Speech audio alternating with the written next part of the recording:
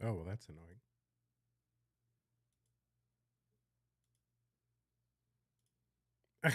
All right. Well, I don't have music. That's okay.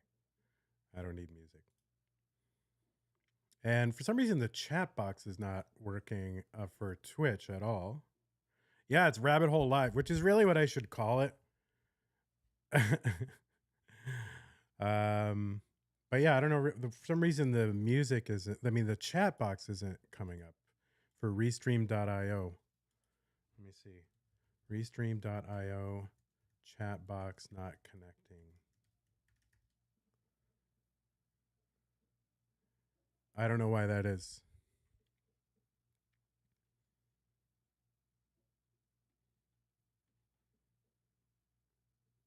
So maybe I can get that a different place.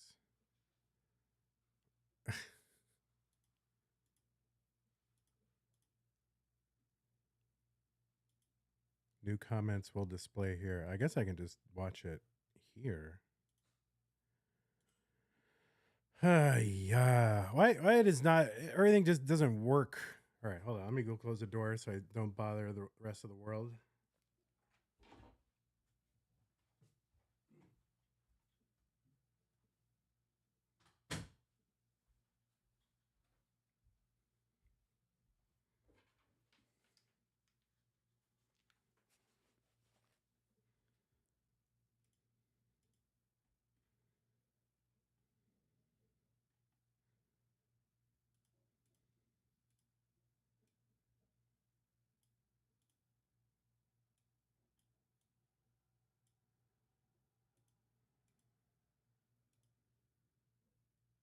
Well, I get, yeah, Twitch can go here, and then I don't know where I can put the YouTube chat.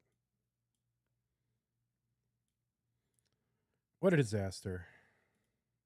It's already, guys, it's already a disaster, and we haven't even done anything.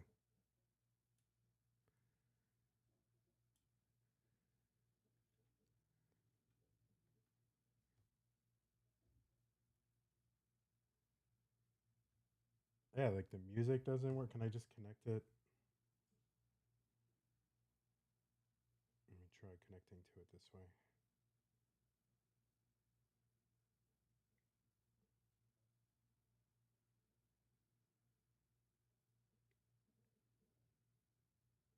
And then which output is this going to come out on?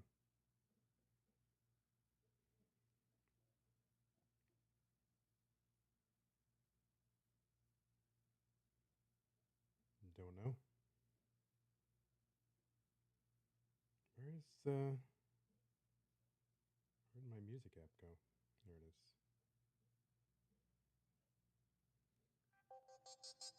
See where this comes out on. Test. Okay, it's coming out down there. That's good.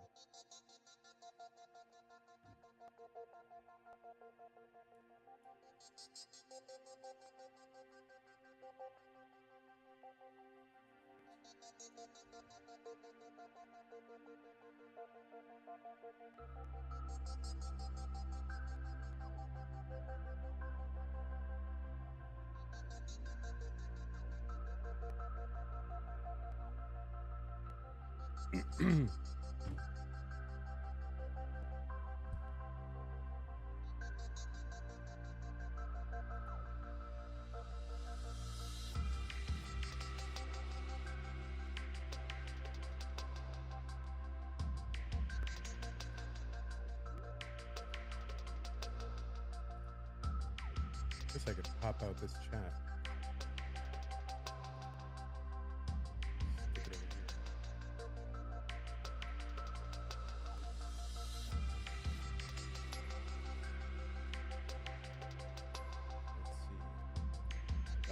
Right? Is that really not going to connect? Oh, wait, it connected. Yes, good. All right, get rid of that.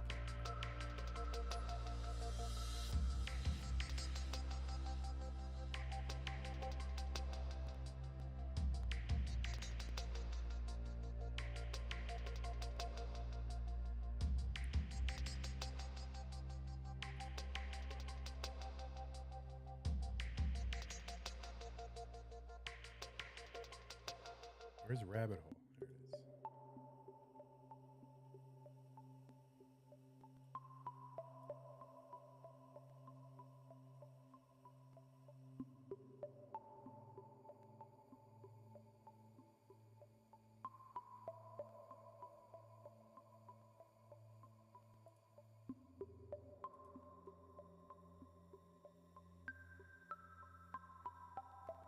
it is. You strongly believe in your opinion. Good.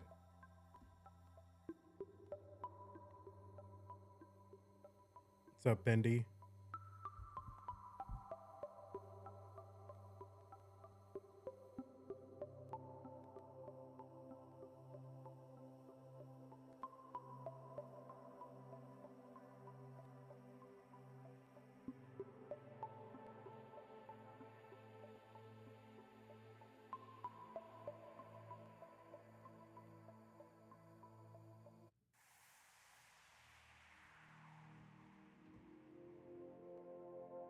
Toast.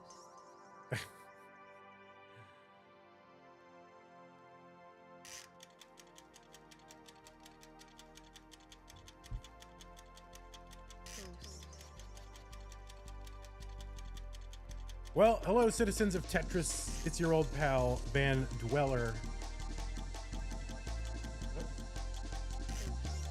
The host and owner of Classic Tetris Monthly. And I don't know, what is my... I don't know what my title is. I guess the owner and lead commentator of Classic Tetris Monthly. And you are tuned in, for some reason, to Tetris Friends, which is, I don't know what it is. Is it a call-in show, talk show, whatever? You know, when things come up in the Tetris community, sometimes we need to hash it out. Sometimes we need to talk it out.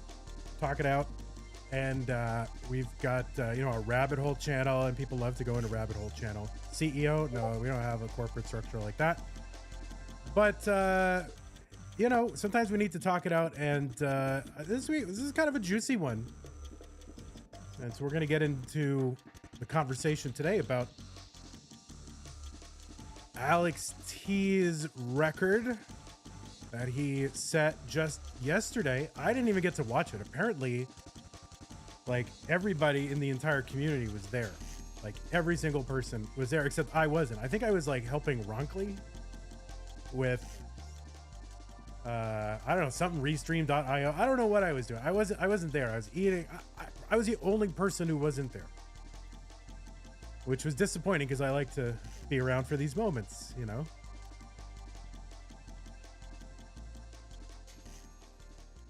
And unfortunately, I wasn't able to be there for that. But the long and short of it is, well, what happened? Well, I don't know. I'm not going to tell you that first. I'm going to tell you that we're going to be talking about stuff. And really, it's your opinion that we're looking for. I've got opinions, but I really want to hear your opinion. In fact, I want to hear your kind of best arguments for your position. So if you've got a spicy or even not so spicy or even just a mundane opinion, because frankly, we need content, right?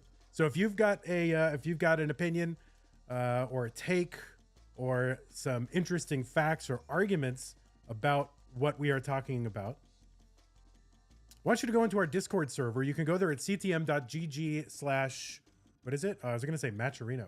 ctm.gg/Discord. And this is how it's going to work. We've got a channel in there. You gotta scroll down a little bit, and it's in the Talk to People group in our Discord. And there is a channel called Tetris Friends Questions. That doesn't have to be a question, but it's just called that.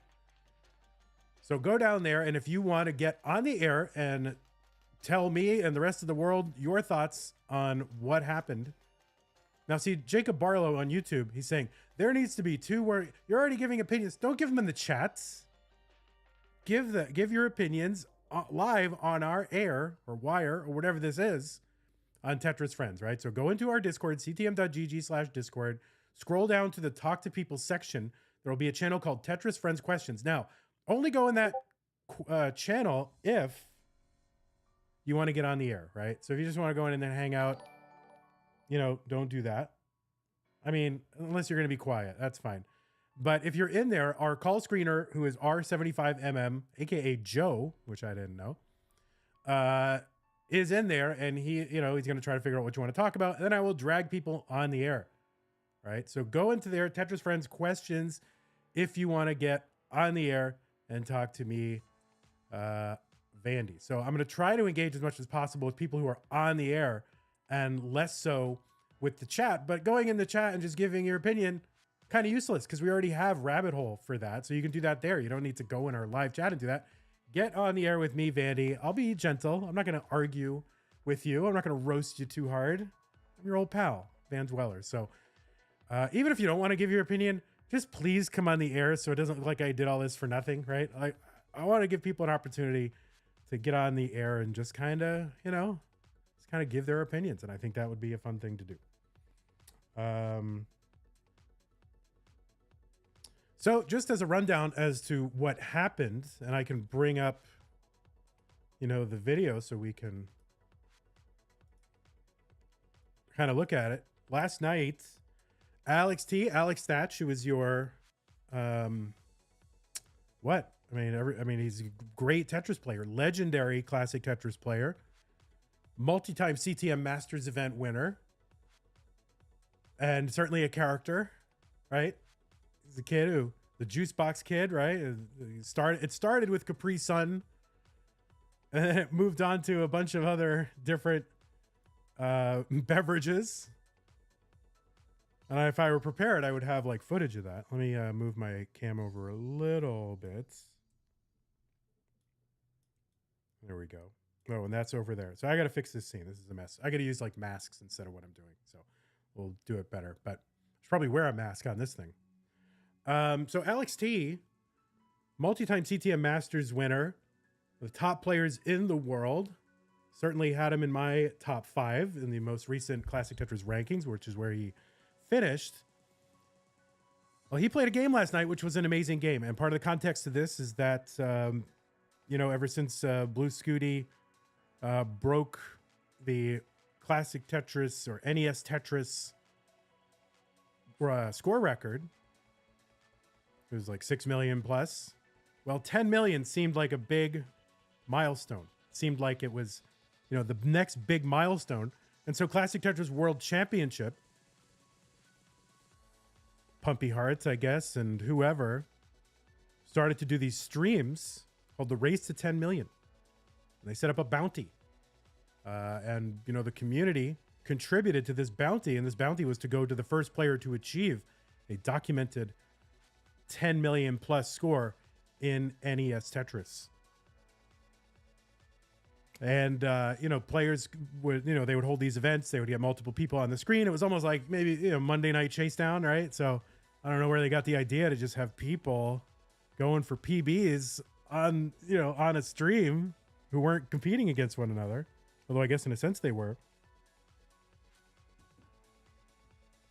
But they would have these streams they did have these streams to track who got the 10 million. And there was also sort of the dynamic of, well, it didn't have to be on stream. So as long as it was a recorded game, it was 10 million points, it was recorded, you would get the bounty. So, all the best players in the world and the names that chasing the bounty. Pixel Andy, Fractal, Blue Scooty, Gerald Freeman, Alex T, with varying levels of intensity. And, and time committed to chasing this. And, a few of these streams, these Race to 10 Million streams went, and there were some great games, and it was a lot of fun and whatever. Nobody got it. People doing attempts, off of that stream, but on their own personal streams. And meanwhile, the bounty grew to over what, $2,000. So last night, Alex T on Twitch last night has a stream that's called what was it called? It was called, like, the 10 million day one, right? So his first stream was a warm-up game, and that was 9 point, who knows in chat, 9 point what million. So almost got to 10 million. Almost got it in a warm-up game. 9.9 million, right?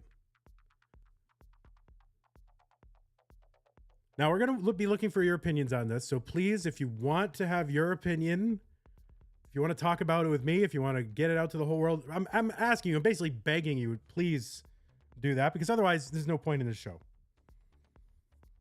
And if you want to have your opinion on the air, you can come on the air with me, Van Dweller, your old pal. I'm harmless. Go into our Discord, ctm.gg/Discord. Scroll down to the Talk to Me section, or Talk to People, whatever it's called. And then there's a channel in there that says, that's called Tetris Friends Questions, right? Got a call screener in there. He'll ask what you want to talk about, and we'll drag you on the air. So please, I need people to come in and do that. Just let us at least go an hour, right? I know we got Sunny is waiting. But anyway, so in his second game, this is where Alex T popped off. Let me turn off this music here. And I'm just going to scroll through. But, I mean, just to kind of spoil the ending, Alex T got 16 million points. Let's get this music. Where is it? Where is my music? Oh, there it is. All right, get out of here. So I think this will come through. One.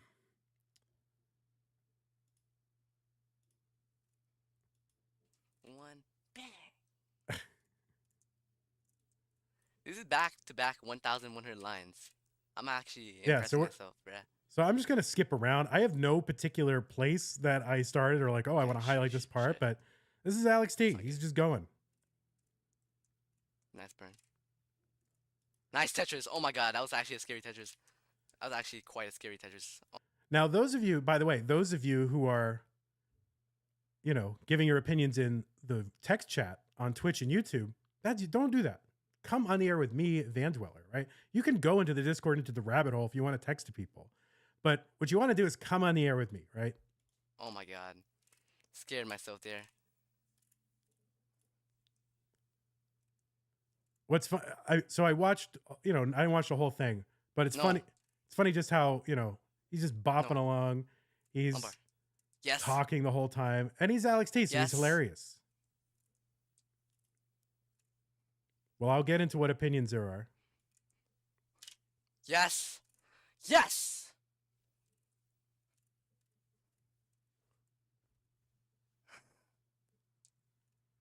Sheesh. Okay.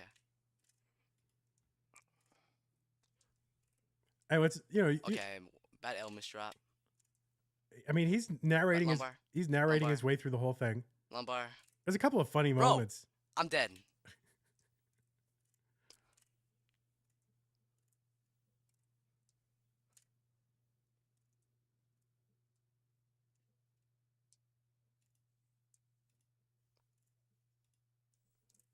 Oh, he's making a weird face. What the hell?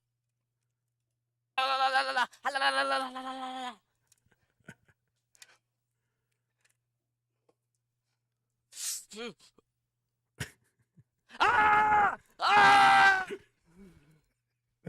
What the hell? What the hell? Okay. Reset. Eyes wide open. Oh, he's like baby fractal now. That's hard to see. That's really difficult to see.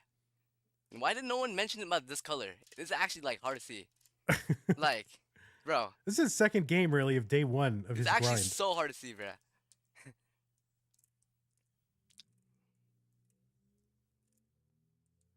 Yes. Wait, what? Wait, why did my game didn't crash? What? Wait. So this is kind of the critical moment, and this is really where a lot of the controversy comes, right? So he's getting 155 is the first crash opportunity, right? Level 155.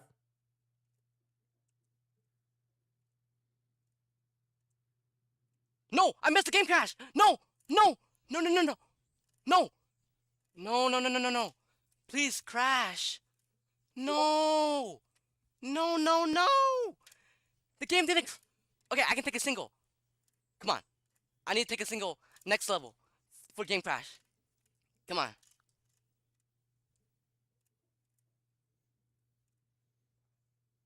Come on. Yes. Wait, what? Wait, why did my game didn't crash? What? Wait, did the game glitch? Well, that means it's rebirth time. What? I thought the game was gonna crash. Oh, these colors are blurry, bruh. What the hell? So as you can see, Okay, guys, I don't know what's my score. so I as can't you can read chat, see, so we I'm get just blanking to out. we I'm get just blanking out to rebirth. level. As you can see, we get to Eyes wide open. level 155, 157. These known crash points. Game doesn't crash because, as it turns out, he is not playing on the standard Tetris ROM. He's playing on a the competition I like these slash Christmas training cards. cartridge Christmas that cards is are known as actually Tetris better. Gym, which has various Honey, after modes this is level that 150. players use to train, and they also use it in competition to Oh, it get is. things like same piece sets I'm so and other smart. things like that. Now, one of the modes on here, one of the settings Sheesh.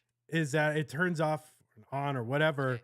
the game think crash Dust mechanic. is Now, everybody next. knows that game Okay, crash eyes wide open. mechanic. That's why Tetris was catapulted again into the public consciousness back in early January this year.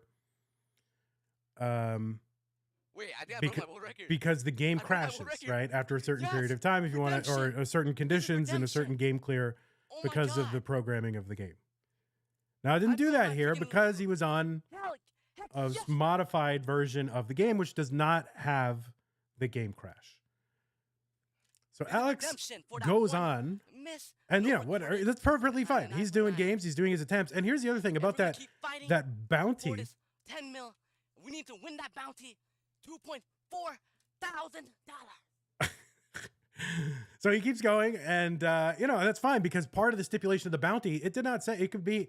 It didn't say you had to be on a specific version of Tetris. It did, of NES Tetris. It didn't say whether, or maybe it did. But the point is, there was no provision that said, oh, you can't be on the crashless hack. Let's call it hack instead of ROM. Okay, the crashless hack. And so he achieved this basically on the crashless hack. And of course, if he had gotten to this point already in the on the standard game, then of course it would have crashed by now. Now, he does not yet at this point in the game have, or maybe, I don't know exactly what level he gets to 10 million, but that's kind of beside the point because eventually he does end up with a score of 16 million. Now, this is, it's an amazing time, and maybe we'll skip ahead and we'll see, kind of what he's up to. In the bag.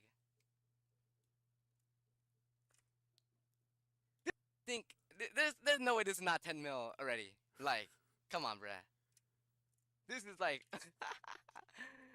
bro, what is going on? The scoring is so freaking insane. I don't know what the hell is going on.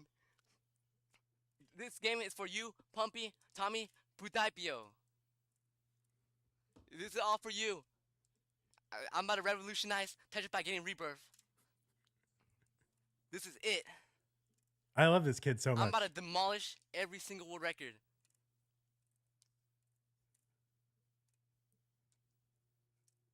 This is the game of like glory. We are not topping out because I am not nervous. I am not nervous after I got rebirth. No, after I got freaking bug colors, my nerves are just, there's no nerves. I'm not nervous anymore. So this is just free play. This is just free line out. I can do whatever I want. I'm not even nervous. My hands is not even sore. Not even sore. So this is just a win-win. I can get rebirth. Oh my goodness. Triple. Oh my goodness.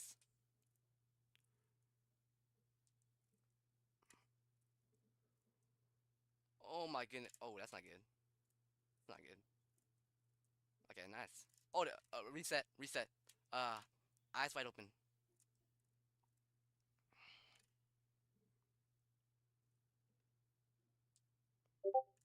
Nice. Okay, we're back. We're out of the dark color. I'm actually like, this has been a freaking roller coaster of emotions. I've been messing around like the whole run. Like, I'm gonna be like actually serious. Like, I've been messing around the whole run, and I think like me just like joking around has been like actually like soothing my nerves. So like when I just keep talking, it just helps me mentally. Oh, that's hard to see. I love this kid That's so really hard to much. see. That's really hard to see. There's no way this is not 10 million, right? There's no way.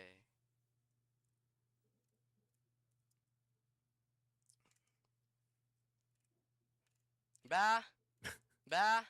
I won $2,000. I won $2,000.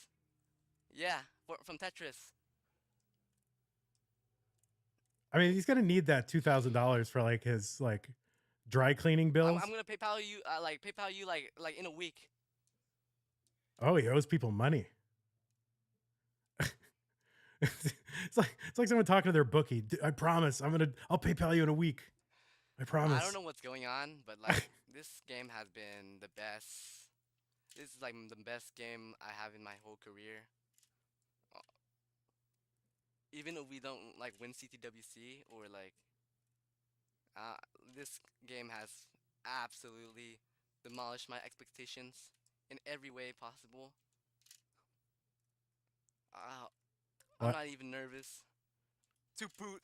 Oh, that's. Hold up. Eyes wide open.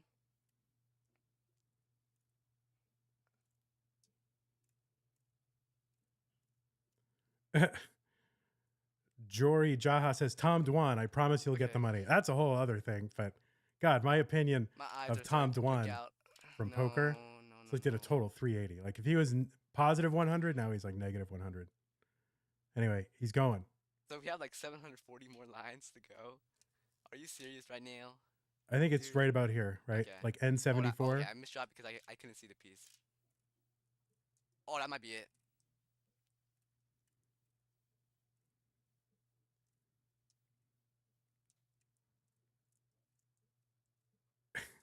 Oh my god! What has... Oh, oh my god! What the fuck? Dude, that's redemption! Day 1 of 10 million? Look what we got. Show wires. It's really hitting him.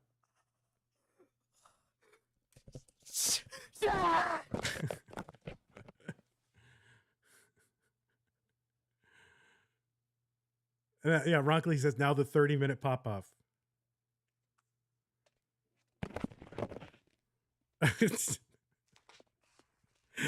Of course.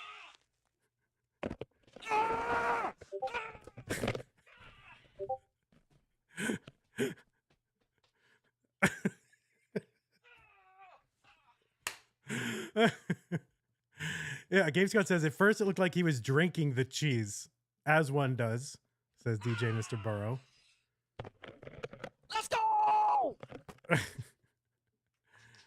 Dude, the kid's getting ripped too. I mean, I don't know what he's doing, but he's like, I don't know if he's doing convict conditioning in that room or if he's he starts doing that. Anyway, if you want to see the whole thing, go over to his channel. It is up on YouTube right now. I'm not going to spoil the whole thing, but you get the idea. I'll pop it into the chat. And if you want to watch the whole thing, go ahead and do it there. So, what's the problem? I mean, there's no problem with Alex, right? Alex played what might be the greatest game of Tetris ever played, in a non-competition. There's no problem with Alex. Alex did an amazing thing, and this is, yesterday. is a day that everybody will remember. Just there's so many days like that we remember. The Tyler, not well, if you were around, Tyler P. Getting that 1.298 if you were there. Jounce in CTM getting that 1.5. I don't remember the other ones. No. I mean, but Joseph, getting past level 31, 32. What do you get to 30, 34, whatever it was? And Harry Hong being all like, oh yeah, ho hum, whatever. Gets set in the world record in competition for lines, from an 18 start. So this is one of those moments, that where, and of course, Blue Scooty, getting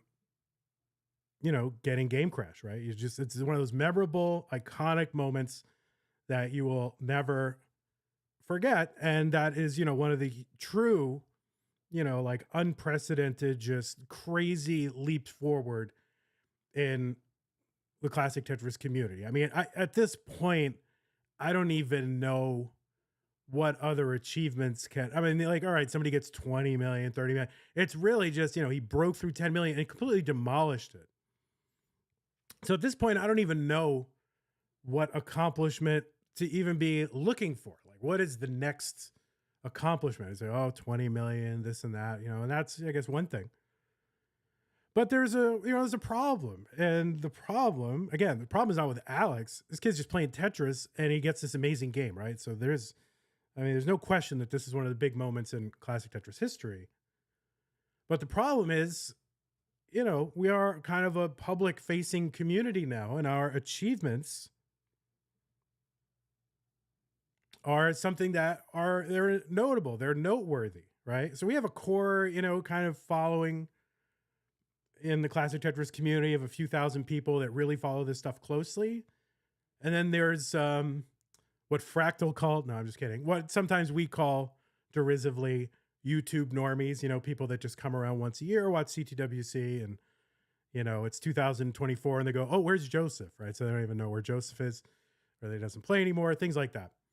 And we are a public-facing community. Now, GameScout says Rebirth. Yes, Rebirth is the next big achievement.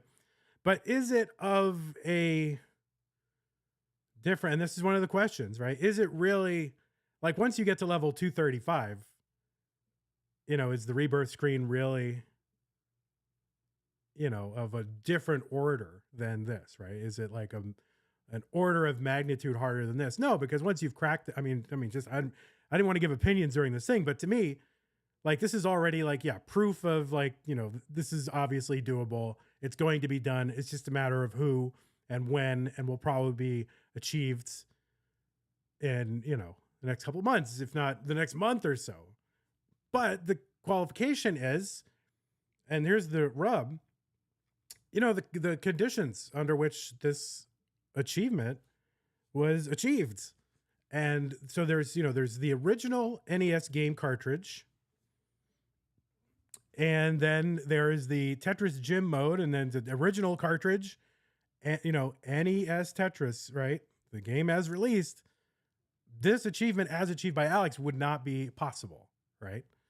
So it has only made possible by hacking the game, hacking away the game crashes, and making this game ultimately, now that people can play competently and masterfully on level 29 plus,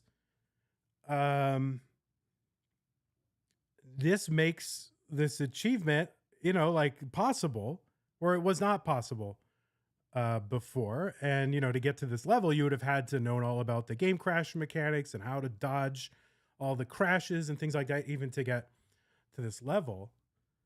So that's one thing. Now, that gives us sort of a bifurcation. It gives us a fork. What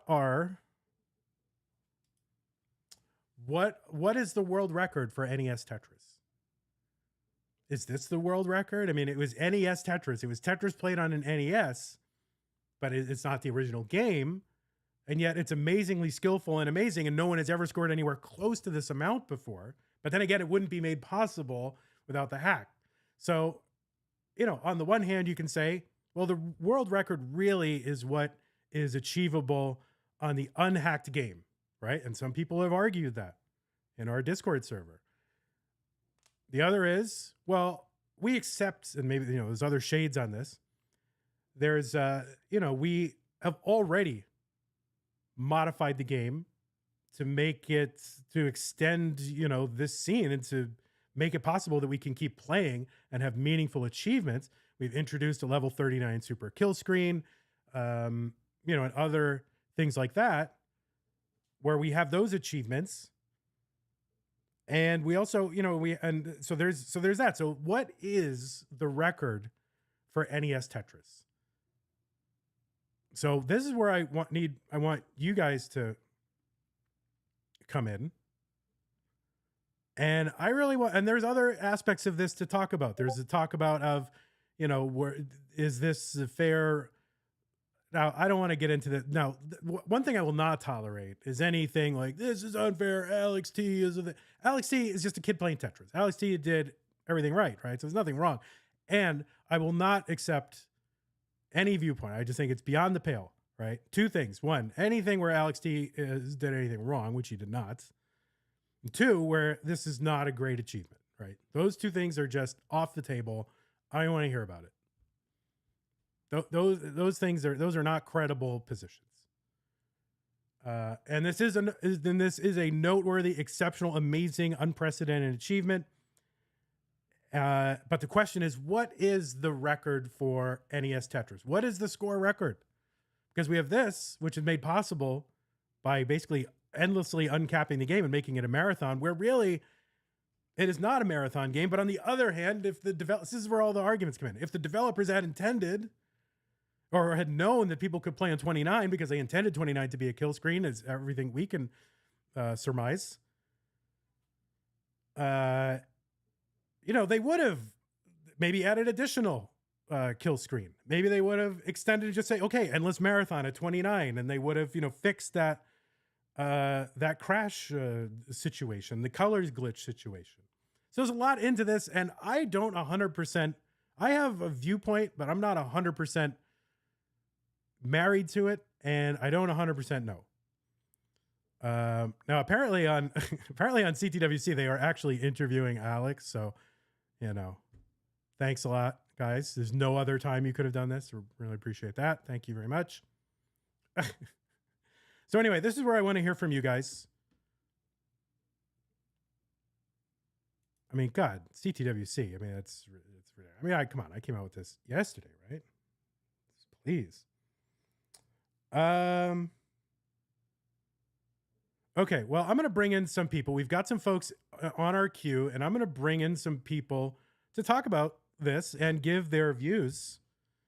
And waiting longest, I want to, you're not going to be on the whole time. You're not like co-hosting. I'm bringing you in as a caller. So I'm going to bring in Sunny D as our first caller.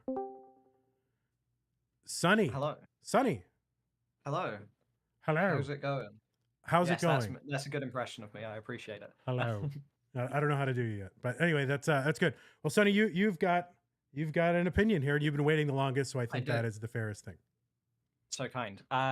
So my opinion is based on what's been the historical precedent, like over recent history. If you go back far enough, like Twin Galaxies, then it's like don't uncap your score or anything, or you're a cheater, right? Mm-hmm. But if we look at like the leaderboards history, like since we've had the leaderboards, what have we done? And it's basically always been the decisions have been made in favor of what we think is best for competition, right? Scott Obozo on an original unmodified cartridge got a 1.5 like 4 years ago. Yeah. Right? Everyone knows that happened. Yep. But we decided arbitrarily, because we didn't want to deal with that as the competition, as a way to get PBs. Yep. We decided can't do that. But that's completely viable on an original cart. So why shouldn't we be able to just say arbitrarily, much like ruling that out from an original cart, just say you don't need to play with Crash on, right? Mm-hmm. Crash is fine. That's not something you can do on an original cart, but we've already established that kind of doesn't matter if we don't like that kind of competition anyway. Mm-hmm. You can't pause on a world record run, generally. That's generally agreed upon. and that's just a button on your controller that you can do on any version of the game, whether it's gym or its original card. We decide, we have full control over the categories, right? There is no actual specific statement in anything that said you have to abide by what you can do in the original ROM, and there never really has been. Yeah, you know, that your view kind of mirrors a bit what I've always thought, which is, you know, it's kind of the community accepted, right? We can't. There's a way to come at these kind of questions where it's like, well, this is what the developers intended, and so therefore we are beholden to that. But on the other hand, you know, this is a game that is, you know, it's the records are in a way not game records, they're community records. The way that we, you know, the things that we value, the things that we decide that we think are impressive. And it's good that you bring up Scott Bozo, because to me, that was the first 1.5. Honestly, you know, obviously, but you know that happened, right? It was and any you other can put gaming an asterisk next to it all you want. Yeah, but he did get a 1.5 on an OG ROM. Yeah, and he didn't cheat. Yeah, and in any other gaming community, because this is one way to think about this as well, is how do other gaming communities deal with this kind of thing? How do they recognize things? And in any other gaming community, take the one you're probably most familiar with, Legend of Zelda, right? They in the last you know 2 or 3 years, RNG manipulation at the beginning it became viable. It was not viable before, but players, you know, figured out, made it viable, and were able to shave like a couple of minutes or whatever off the record, or like whatever, minute and a half, whatever it was. Because you knew to start on a specific frame, and you knew a way to buffer the inputs so that you could start on a specific frame, which is exactly what Scott Bozo did. Scott Bozo started the cartridge, hit start just like everybody else does, and then played a game of Tetris to 1.5 million points. And that achievement doesn't really get the respect that it deserves because of the RNG manip. And that is because what the community values is the randomness, right? The unknown, and the, you know, we don't know what pieces are coming. And when it comes right down to it, you know, Scott Bozo's fell outside of what the community values. But if you were looking from the standards of any other gaming community, it would be unquestionably the world record. Like nobody would even question it in any other gaming community that is the world record. Yeah, like, but because that's not what we value, we don't. Yeah, like imagine in Super Mario Bros. If for it to count as a world record, you had to blindly choose which starting frame you started the game on. Yeah. Like the world record would be like 5 seconds slower. Yeah. Yeah. And so nobody would run it because it would just, you couldn't do any consistent tricks on like any of the hard levels. Yeah. So no, I mean that's great. So this is all goes through your point, is that since we are already kind of deciding based on, you know, sort of community values rather than just the hard coded, you know, whatever, this is the game as set down by, you know, Tetris gods in 1989 or whatever. Since we're already making that choice, which you call arbitrary, I just call it, you know, something according to our values, but it certainly could have been otherwise. So I guess in that sense, you may want to call it arbitrary. Why don't we as a gaming community just say what we value? But that's the problem too, is how do you do that by a vote? You know, like me. So for me, I don't know. I don't want to get too much into my viewpoint here. I have a definite view on that kind of thing. Yeah.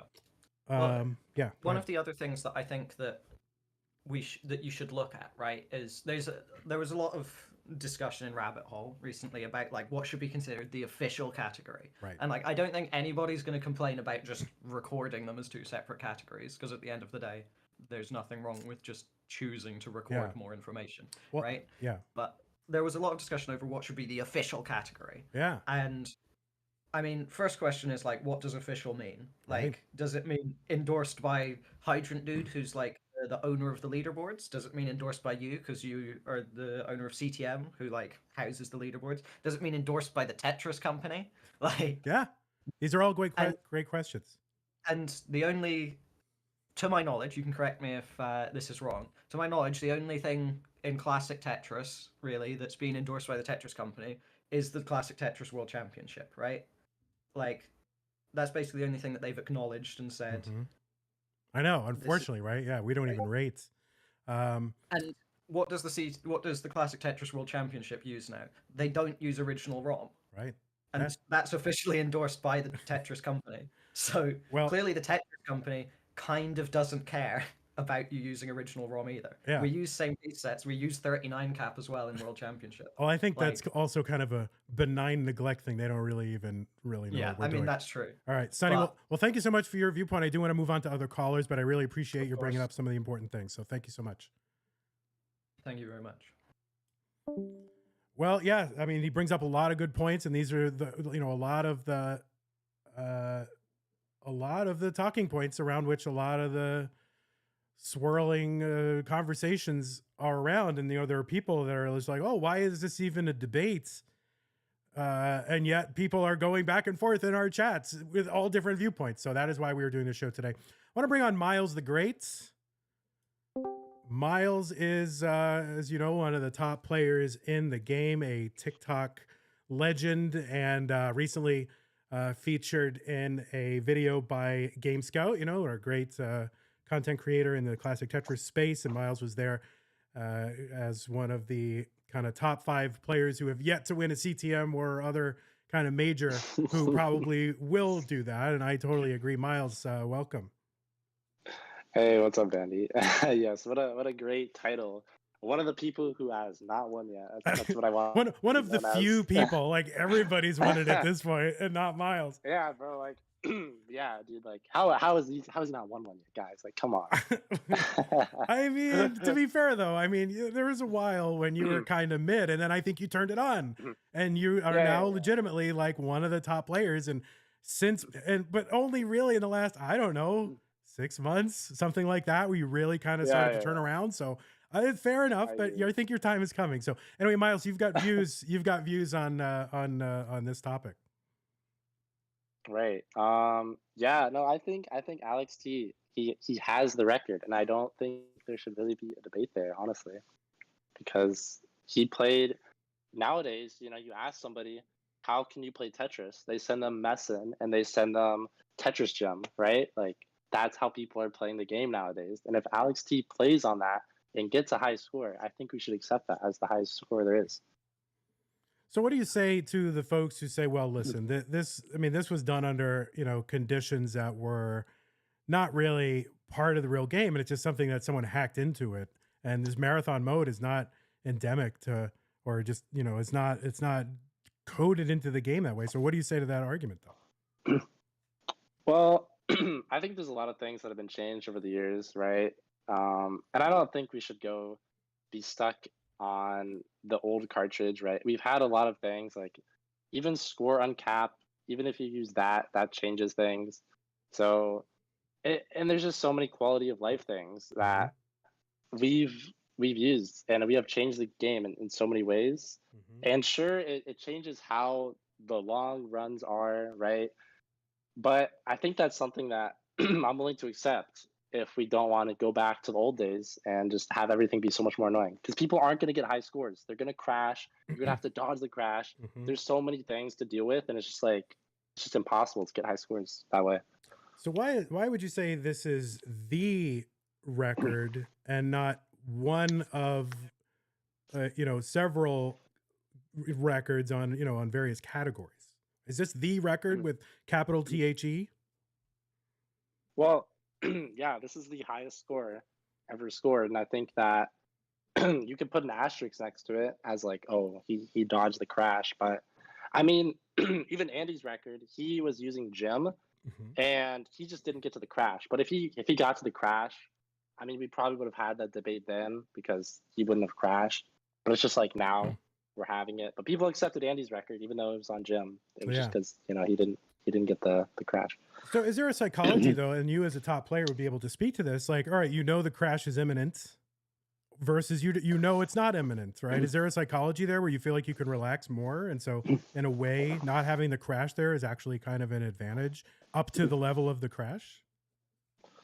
Well, yeah, definitely. Because there's a lot of points where there's a probability of it to crash if you clear a single. And there's a lot of things you have to do. Like you have to avoid taking a single. You have to take burns in a certain way. You could crash it at any point, so there's a lot of anxiety in knowing your run could end. So I'm sure that Alex was just talking the whole time, and he was very relaxed, knowing that the game wouldn't crash. He was even trolling. He's like, "Guys, why isn't the game crashing, guys?" Because he knew that it wouldn't crash. Yeah. So he was clearly way more relaxed, and that helped his mental a lot. Like he said it himself. After he broke whatever his lines record, he was just felt very calm, and that often happens whenever you break a PB. You know, you see someone like I remember Cheese. He broke his record, and then he just started getting Tetrises upon Tetrises, and he said, "I wasn't even nervous anymore." It seems like a very common thing when you break your PB that you just can kind of go for so much longer. It seems. Yeah.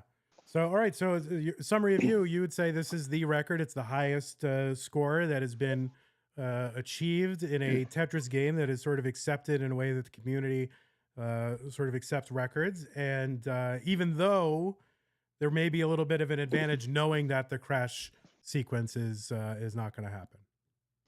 Yeah, I think unless we want to make the game a lot more annoying and low scoring, I mean, if we say that you have to use OG ROM, that's going to make people going for Tetrises more, which I guess is kind of like a line cap argument. It's like, do you want to see efficiency or do you want to see line out?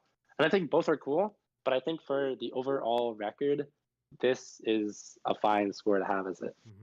Now, okay. And so as far as categories, though, you think is it to get an asterisk? Is it on a separate leaderboard than the other, you know, with the crash ROM or what, you know, the actual OG ROM, whatever terminology we use? That's actually another question that I'll bring up later. But as far as you're concerned, this is the record. It's the highest score.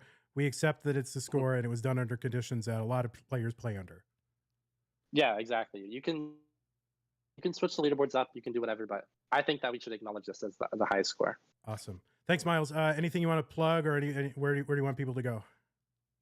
Yeah, guys, follow my YouTube. We're almost at 80,000 subscribers, guys. I'm trying to get 100K. Wait, seriously? 80,000? Yeah, I'm at 80,000, bro. I know, it's crazy. Dude, you just sit there and play Tetris like all time. I put like hundreds of hours, dozens of volunteers. We got like 10,000, bro. Like, what am I doing wrong? I need to bring you in as a consultant. Dude, I don't do anything. That's the thing. It's just all luck. Yeah, clearly. Yep. Awesome, Miles. Yeah, let's go get Miles's play button. So follow. And what is the YouTube? What is the actual Miles the Great. Miles the Great. MYLESTHEGREAT. Miles the Great. Yep. Exactly. Awesome, Miles. Thanks so much. Yeah, thanks, Vandy. All right. Well, there you go. Another view. This is the record. Acknowledges as really the singular record as far as Miles is concerned, but there are issues with, you know, possibly it might be a little bit easier knowing that the crash is not coming up. And so in my mind, that does leave questions about, okay, well, you know, there will be a record set at some point, and there is one already with, you know, the game crash there. So is that a separate board, right? So that's what I think that leaves questions in my mind. I'm going to go ahead and bring up Galaxy Biscuits. And just to say, you know, folks, if you want to, I enjoy doing this format. Like, I think it's a great format to do that's not just like two people playing Tetris, which, you know, it's great because we've been doing it for 7 years. But, you know, I want to kind of branch out into other things for this channel and different kinds of content. So if you have an opinion, you're a part of this, right? So if you want to express your opinion, go ahead and head over to our Discord server, ctm.gg/discord. If you scroll down, once you're in there, you'll see a section of channels called Talk to People. One of the channels in there is called Tetris Friends Questions. And if you want to be on the air, if you want to say your opinion here on the air, it's been super fun so far. I think, you know, I've really enjoyed it so far, the 2 callers we've had, and we've got more in queue. And I will try to get to everybody if I can. Definitely come on in, and we want to hear from you. So go to that channel in our Discord server. Our little call screener will find out what you're interested in hearing, talking about, and we'll try to bring you on over. Galaxy Biscuit is here. Hello. Hey, Galaxy. Hey, what's up? Now, should I call you Galaxy or Biscuits? I prefer Galaxy, but I prefer That's- Biscuit. So what do we do? Well, I guess it's your Ah, name, so I guess you get to rats. decide. That's a whole other thing in the Uh, Tetris community. Yeah, people get to decide what they're called. Just Yeah. so you know. yeah, we should all just call them player Yes. number. We should all, cult. Awesome, Galaxy. What do you Yeah. got to say? I have to say that I think that this world record is very standard. It's always been the standard. But it's like ever since Harry Hong got a 1.1, Mm-hmm. it's been uncapped. And like and for player and for world records, Jim, like it's using competition, has line cap, everyone has accepted Jim. And only to get Crash, people switch back to the original. That's true. It's not So even. Yeah. it seems like the original is not the standard, but more of a side game, according to the community. That's a really good point. Yeah, it seems like the default is to play on Tetris Gym, at least at the very highest levels, which is who's going to be threatening these records anyway. Now, what do you say though? Is like we're reporting, certainly when these records happen, gaming media, and we saw even with the Blue Scooty thing, the mainstream media picks up on these things, and when they dig a little deeper, they find out, oh well, they're actually not even playing on the original game. Does that take the air out of the record or any credibility out of the community because of that? I don't think so, because if players are good enough that going back to the original ROM and being able to crash it is possible, with this it doesn't the community or. No, you're cutting out there. I don't know if that's me. Galaxy, did I lose you? I think I lost Galaxy. Well, I'm going to put Galaxy back in the tank and we'll come back to Galaxy. Because I think I lost Galaxy. So if somebody can figure out what's up with Galaxy, that would be good. And if maybe he doesn't even know that he's off there. So if somebody could just DM him and let him know that he got cut off. All right, we're going to bring in Zempro. Zempro. Oh, maybe it's me. Uh-oh, maybe it's me. Hello. Oh, wait, Hello? no, Zempro is Hello? here. Wait, I just had to mute your stream Oh, no worries. so I didn't hear you double. Oh, yeah, this is like back in, now, you're too young to know. Approximately how old are you? Does your age begin with a 1 or a 2? Begins with a 2. With a Are you 2. talking about like calling into radio or something? Yeah, like, do you remember, like, turn your radio down? Okay. Like that's what they used to tell you. Yeah. People I would know. have their I've different. listened to enough radio to know that. All right, good. Zempro, so you're here. And now, is this Zempro or not Zempro? Yeah. All right, not funny, Vandy. All right, Zempro, what do you got? What do you got to say? Yeah. Do hopefully a quick little rant. I'll try not to be repetitive. I'm coming from the perspective of a editor of Hydrant's leaderboards. Mhm. Is not a position of power in any way. It's just I upkeep that. I am not a fan of splitting up the way we create leaderboard categories. First of all, it just seems like having identical leaderboards, except for the top 5 scores. I really like the idea of a single page that can show the main hallmark achievements of the community, no alternative pages, stuff that fracture our community's main achievements. Also, that brings up which sheet would show first when you load the page. Leaderboard editors have been proposing a few different things, like adding another column that shows whether Crash was enabled or disabled, maybe putting secondary entries for each player for overall score PBs if the game had crashed when it should have. And viewers of the leaderboard should be able to make their own judgment of what they want to consider as the best top score. And I don't think we'll unilaterally implement any of this until there's some amount of community consensus. The solution I'm not certain of is how we settle what we call a singular world record alone. We have 4 important score world records in our community. We have the highest score on Tetris Gym that would have crashed on an original ROM around 7 million by Alex just now. We have the highest score on Tetris Gym that would have not crashed the game if it were on original ROM with Andy, the 8.9 million. We have the highest score on PAL, a completely valid version of NES Tetris, has been held by SV for a while. Is it? I'm not going to make that argument. And the highest score on the original cartridge for Scooty with the 8.9. All of these are great milestones, and each will improve at some point in the future. And I'm all for considering each of these their own world records separately. But for the world record, do we set Scooty's OG kart game beside as its own? Do we set Andy's as well because it didn't miss level desync, didn't make it to crash where it would have, but had score uncapped? What about every single other game with score uncapped? What about all of Gerald's and O's OG kart original ROM runs, but they paused a lot, which is an intended feature of the original game? Tetris Gym removed game crash and confetti and level desync as they were seen as bugs because they were bugs in the original game. Kuryava only added back the glitched colors because people liked them. Tetris Gym has permanently changed our scene, and I'm not sure if drawing a line between it and original card is productive at all.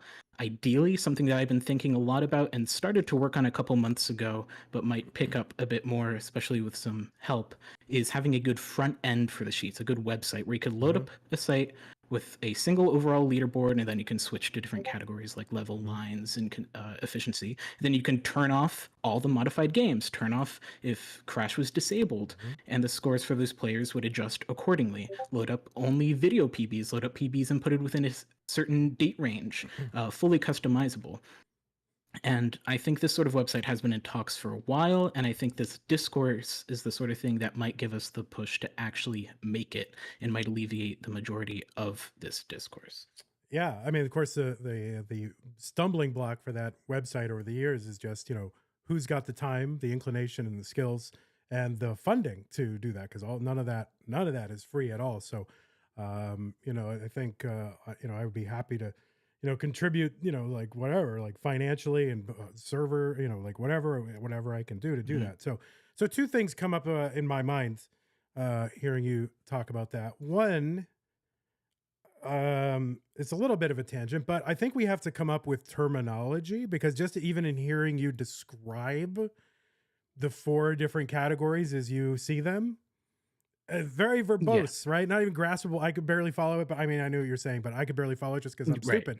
So, and I think an outsider cannot understand it. Yeah, exactly. So what we need is like, how would the media see it? Yeah, exactly. How will the media see it? Exactly that point. So what we need to do is come up with terminology that, is easily graspable and really cuts right to the issue. And I think has to eliminate the Tetris Gym language as well. And it has to be more neutral, because we want to leave open the possibility that there could be a competing, hack or set of, tools or whatever that still we might want to consider in here. So I think we have to get away from the Tetris Gym terminology, because it's gonna, say, oh, well, this wasn't on Gym, this was on the other one. So what do we do? Is it separate records? No, it's all the same thing. So we're gonna have to say, something like crashless, something like that everybody will sort of grasp immediately, or marathon, and as we start to define and talk about these categories. So we need very terse, good terminology. And usually that comes up because people just start saying it, and usually the good terminology rises to the top. And so that will happen. So that's good. The other thing I guess I would say is a counterpoint to what you're saying, though. Oh, and it's actually kind of for and against what you're saying. So if you go to other, and I think you always have to go to other gaming communities, because, we, other gaming communities and people who are a fan of like speed running and score records and all that kind of stuff, those are going to be sort of the, kind of adjacent, kind of communities that really sort of understand, what our Tetris community is doing and how do they handle this stuff. And, on the one hand, if you go to speedruns.com or whatever the website is for that, which is basically what you're saying we need, except based around score. And this is why we couldn't just make a Tetris category on speedrun.com for score and have that on there. It would be a great platform if they did that, but they don't. It's all based around times. Yeah. But we basically need that, where you can sort of filter and, say, okay, whatever you're interested in and whatever you consider the achievement, you can create that list for yourself, which actually is ultimately my view. I think even if some governing body said this is the record, you're not going to stop people from independently, well, maybe you will. WCTA. Yeah, or WCTA, whatever, confirmed this is the record. You're never going to stop people from having their own values, their own basis of judgment. And so that's something that we each have to come up with individually. That isn't to say that we shouldn't have these sanctioning bodies that says, according to us, these are the records, and people can, come at those organizations with whatever credibility they want to, attach to them. So yes, but in other gaming communities, you're there and or I'm following you and I'm kind of not following you, because in other game communities, they do have subcategories, which, if you, again, Legend of Zelda, they have the any percent no up in A, and then they have like 100%, and then they have any percent no up in A. And people do have Right. differing opinions on what they value, what achievement they think is the real record.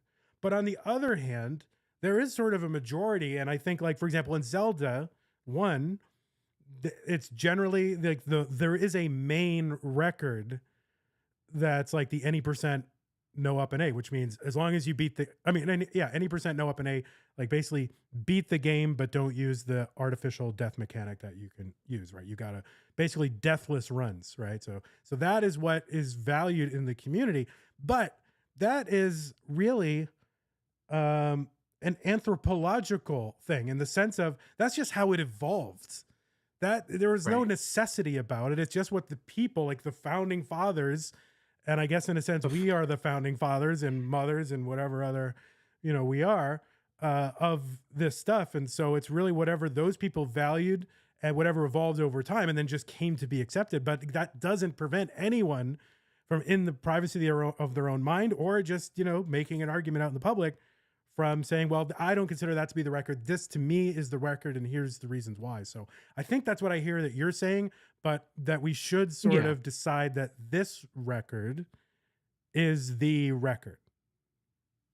Yes, that if you loaded up a page, any outsider would load up a page, they would see Alex's score at the top, of course, with an asterisk and a little bit that says the crash was disabled, but his score would be at the top. But then at the same time, I think having little checkboxes as well as entirely different, easily browsable pages that don't include that score should also be present. Right. Yeah. So good. Well, very good points. Is there anything else you wanted to get out while you're here? Because I really appreciate your, as a leaderboard editor, and in a way you almost have to be kind of careful because, you don't want to come out as too, or maybe you do, as too much of a firebrand and say, no, this is it. And you're like this draconian thing, because you do have to let this evolve and let the conversations happen. I have to let it evolve. My first reaction yesterday after the discourse started was, if we make 2 leaderboards, that means I need to manually input scores 2 times. That's double the effort. But that's not really the issue, and that's not something that should be considered. And if we move to something like a website with a dedicated back end, it should be very easy to add submissions. Yeah. All right. Well, I appreciate your perspective on that. There's a lot I can agree with there for sure. Yeah, no, fantastic. Really appreciate it. And by the way, what do you folks? I'm curious. Like when you heard of Alex's record, when you were watching it, maybe was the first thought in your mind, "This is the record"? Not asking you. I'm going to kick you out. I'm asking the fans out there. You can chime in the chat. But anyway, goodbye. Was your first thought, oh my God, someone just set a new record? Or was it, well, this is kind of the record? Or was it like, oh, this is the record, and you found out the circumstances, then you kind of walked it back? So if you want to talk in chat about whether, what your first experience of that record was, because I think that's important. Like, how did you first process it as whether this was the record or not? I'm going to bring in, Galaxy Biscuit back briefly because, we got cut off there. So Galaxy Biscuit, are you back? Hello. Hello, Galaxy. Sorry we lost you there. Yeah.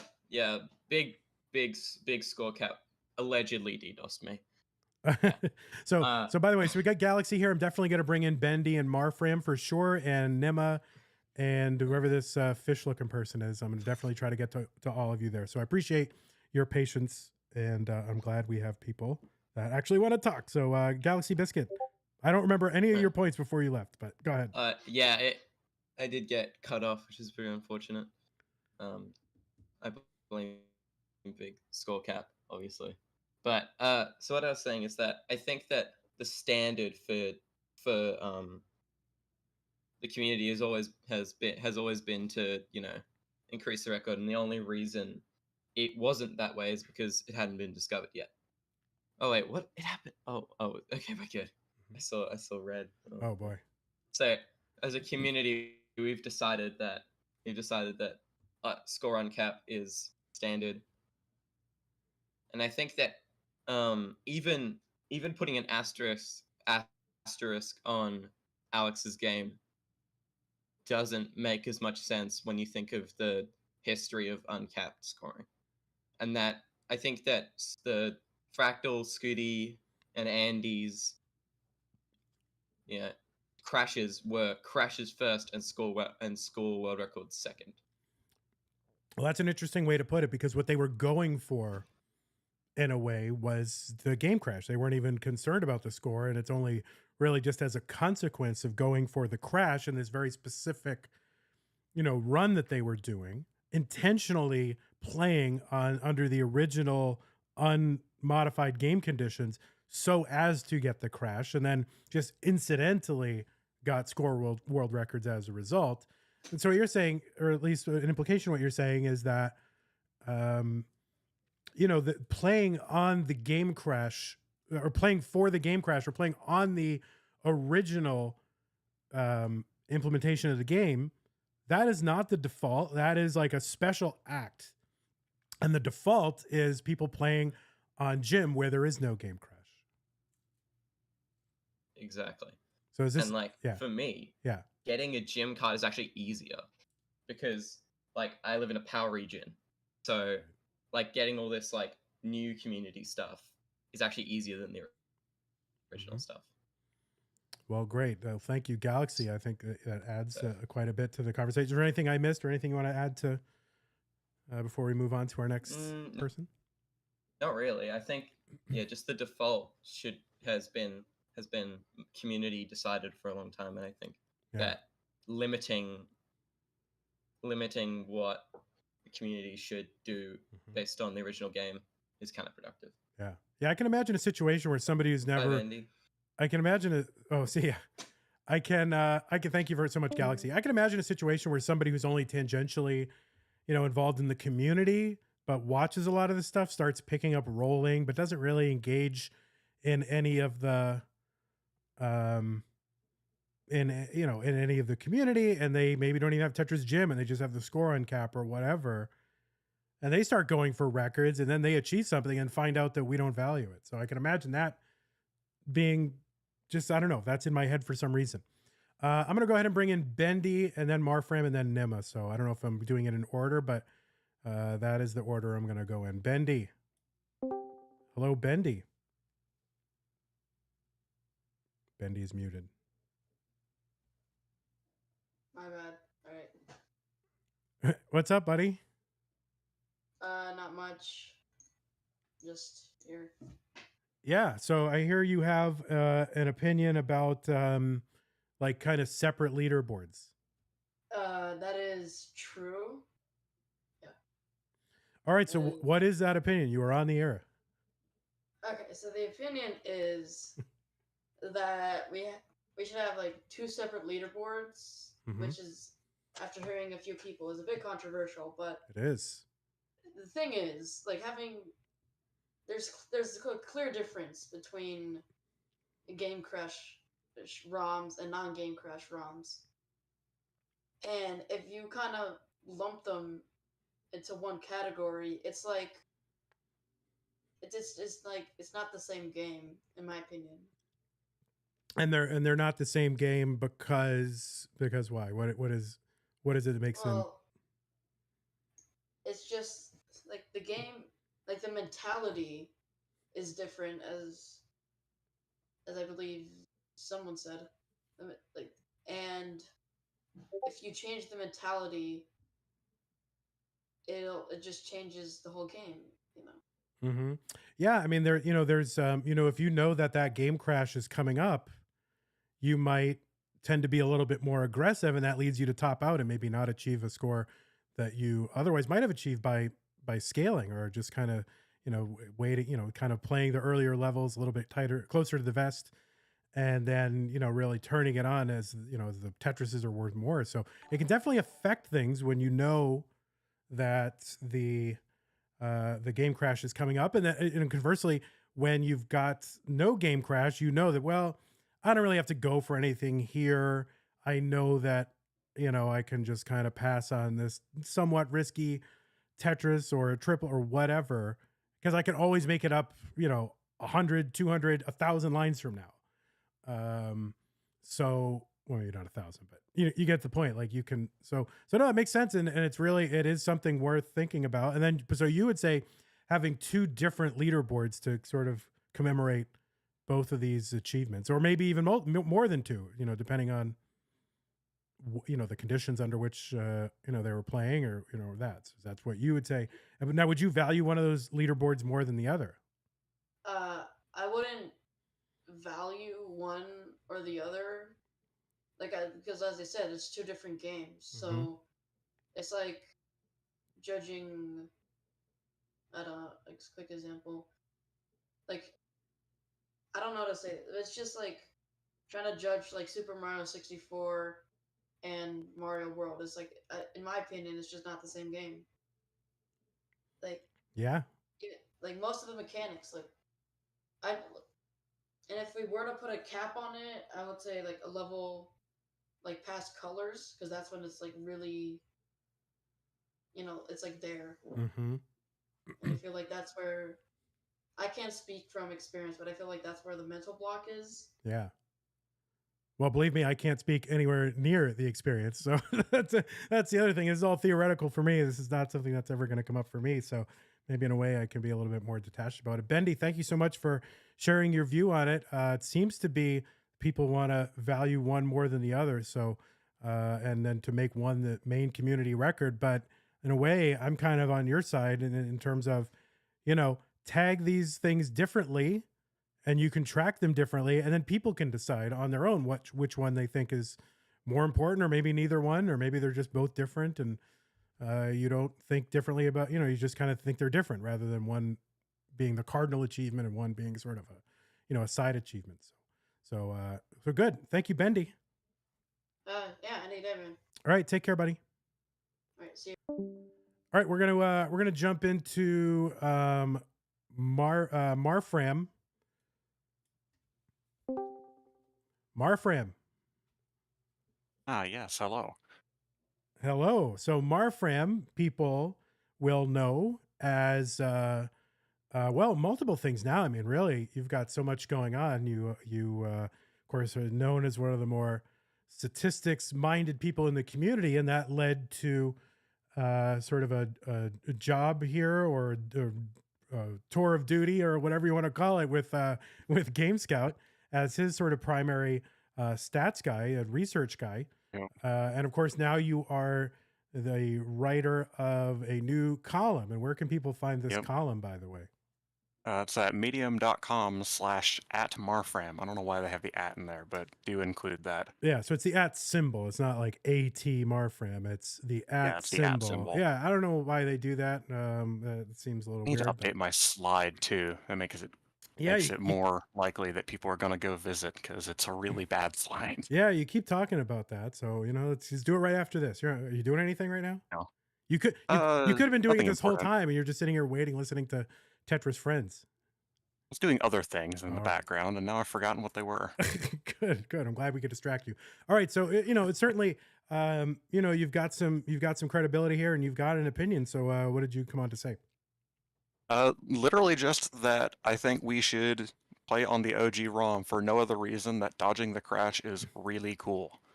I think people should really get into that. It's kind of, you were wondering earlier, what's the next great achievement? I think that's the next frontier. Is, if you're going to be playing for 300 levels anyway, add another challenge to it. And, for lack of like playing upside down, or like balancing a book on your head or something, I think dodging the crash is a really good way to put some spice into these long games. Mm-hmm. Yeah, no, I think it's a great category, and really, you're not taking a position on what is the main category or how the leaderboard should be structured or anything like that. But you're just putting in a plugin saying, hey, don't forget that there are other great ways to play this game rather than on endless marathon mode. And that crash still is out there. The crash dodge is still out there, and is maybe, or is, the next big achievement, like dodging that crash and getting to rebirth through the crashes. Now, Alex in his video is kind of talking about, oh my God, I'm going to get to rebirth screen. And that's why the one thing I would say about his record is that, in essence, the rebirth screen is in terms of the crashless version, it's basically there. Now, we didn't see it and he ended up, short, but to go from what Alex did to that, it's not an order of magnitude different, right? It's just a little bit, it's more of the same. Whereas going through the crashes to get to rebirth screen, that is an entirely separate and almost, in my mind, kind of unthinkable achievement, right? I mean, that's going to take a whole new way of thinking about the game, and you're going to have to come up with, well, how do I keep track? Do I memorize it? Do I have like a poster board above my TV telling me where to dodge? Like it's a whole other set of considerations. And I think that achievement is a whole order of magnitude over and above like what Alex is. So I think you're right. And I think GameScout said that in the chat here, that is really the next big thing. And if someone gets, loops around back to level 0 now on the non-crash game, the crashless game or marathon or whatever you want to call it, that's good. And it should be achieved. And it's something we've never seen before, but I don't think it's something that is totally like, I never thought, because now we're pretty close. I just like, there's a small part of me that, for better or for worse, likes the idea of let's do everything on the original ROM on an original hardware, like CTWC, tries to do, where they're like, where CTM is like, you can use keyboards and emulators, and you can play on a freaking Dance Dance Revolution pad in competition if you want to. And then CTWC comes along and they're like, no, you will play on the original controller and you will like it. Mm-hmm. I do like that sort of thing of let's play on the original hardware, but I don't really care whether this is the world record or not.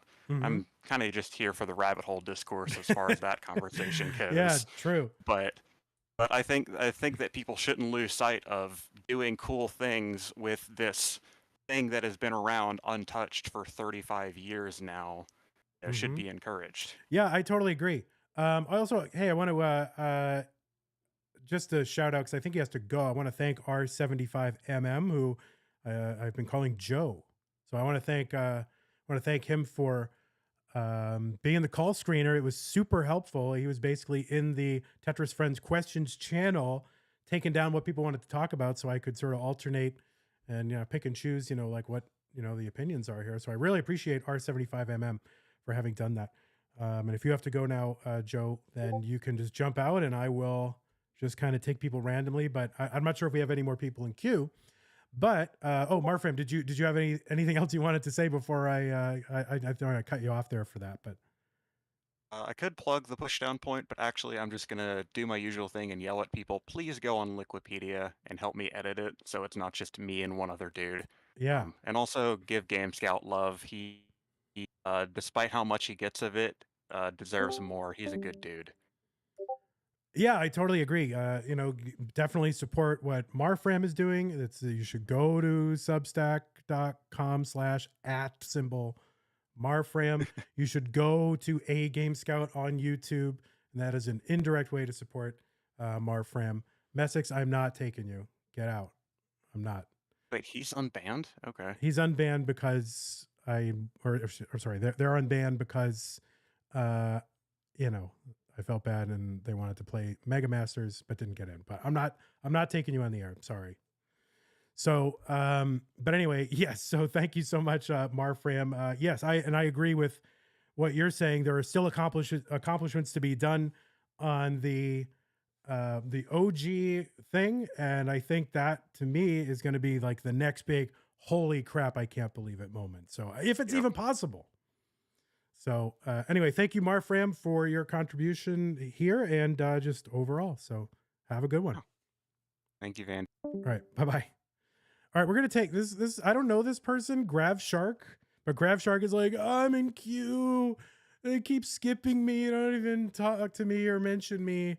So before I jump into Grav Shark, if you do want to talk on the air and give your opinion, maybe you've heard something you just got to respond to. And I see people chatting in the chat, and that is ephemeral. Okay. That's going to go away. Right. So if you really want to get your viewpoint out there and you got something to say, and it could be just a +1, something someone else has already said, then go into the Discord. ctm.gg/Discord is how you get to the Discord. Once you're in there, there'll be a channel list, and you scroll down. It says talk to people. And in there is a thing that says Tetris Friends Questions. Tetris Friends Questions. And then and that's where the queue is. So if you want to get on the air, then do that. There's one person on this list I'm not going to take because I let them in to play Mega Masters. And now there's somebody probably giving that opinion on their behalf. And can we just not do this? I don't want to get into it. This is not about that. Okay, so we're going to go with this Grav Shark, and then we'll get to Nima. And if there's anyone else there that wants to get your, to talk about what you want to talk about, it's good you're in chat, and I appreciate the engagement, but get it out here. I'm begging. Get in here. Grav Shark, here you are. Your dream has come true. You were on the air. Oh, hi. Yeah, I wanted to come here because like I've been well, I mean I'm not new to Nest Tetris because I've been following the scene for very long. I mean I'm new to playing it, but I've been following the scene for very long, and I've also been following very many other scenes for very long. Yeah. Of not just like other video games, but other Tetris games. There was a point in my life where I was years ago I was the top one Puyo Puyo Tetris player in Spain. So I've been here for quite some time, and I think what like worries me the most about this discussion is that this will have a long-term effect on the community and on the game, right? Like, I mean, I've taken some notes of like things I want to bring up. Okay. Like, way back in the day, I used to speedrun this game called Antichamber, and due to like the game being a bit of a wonky game, had many things happen in the game that we didn't really know if they were intended features or bugs or whatever. And the game went stale because the game got completely stale because the mods refused to separate the game into different categories. There haven't been any new runs for like years at this point. Because there were so many different ways to play the game, and the mods refused to separate the leaderboards into different ways to play.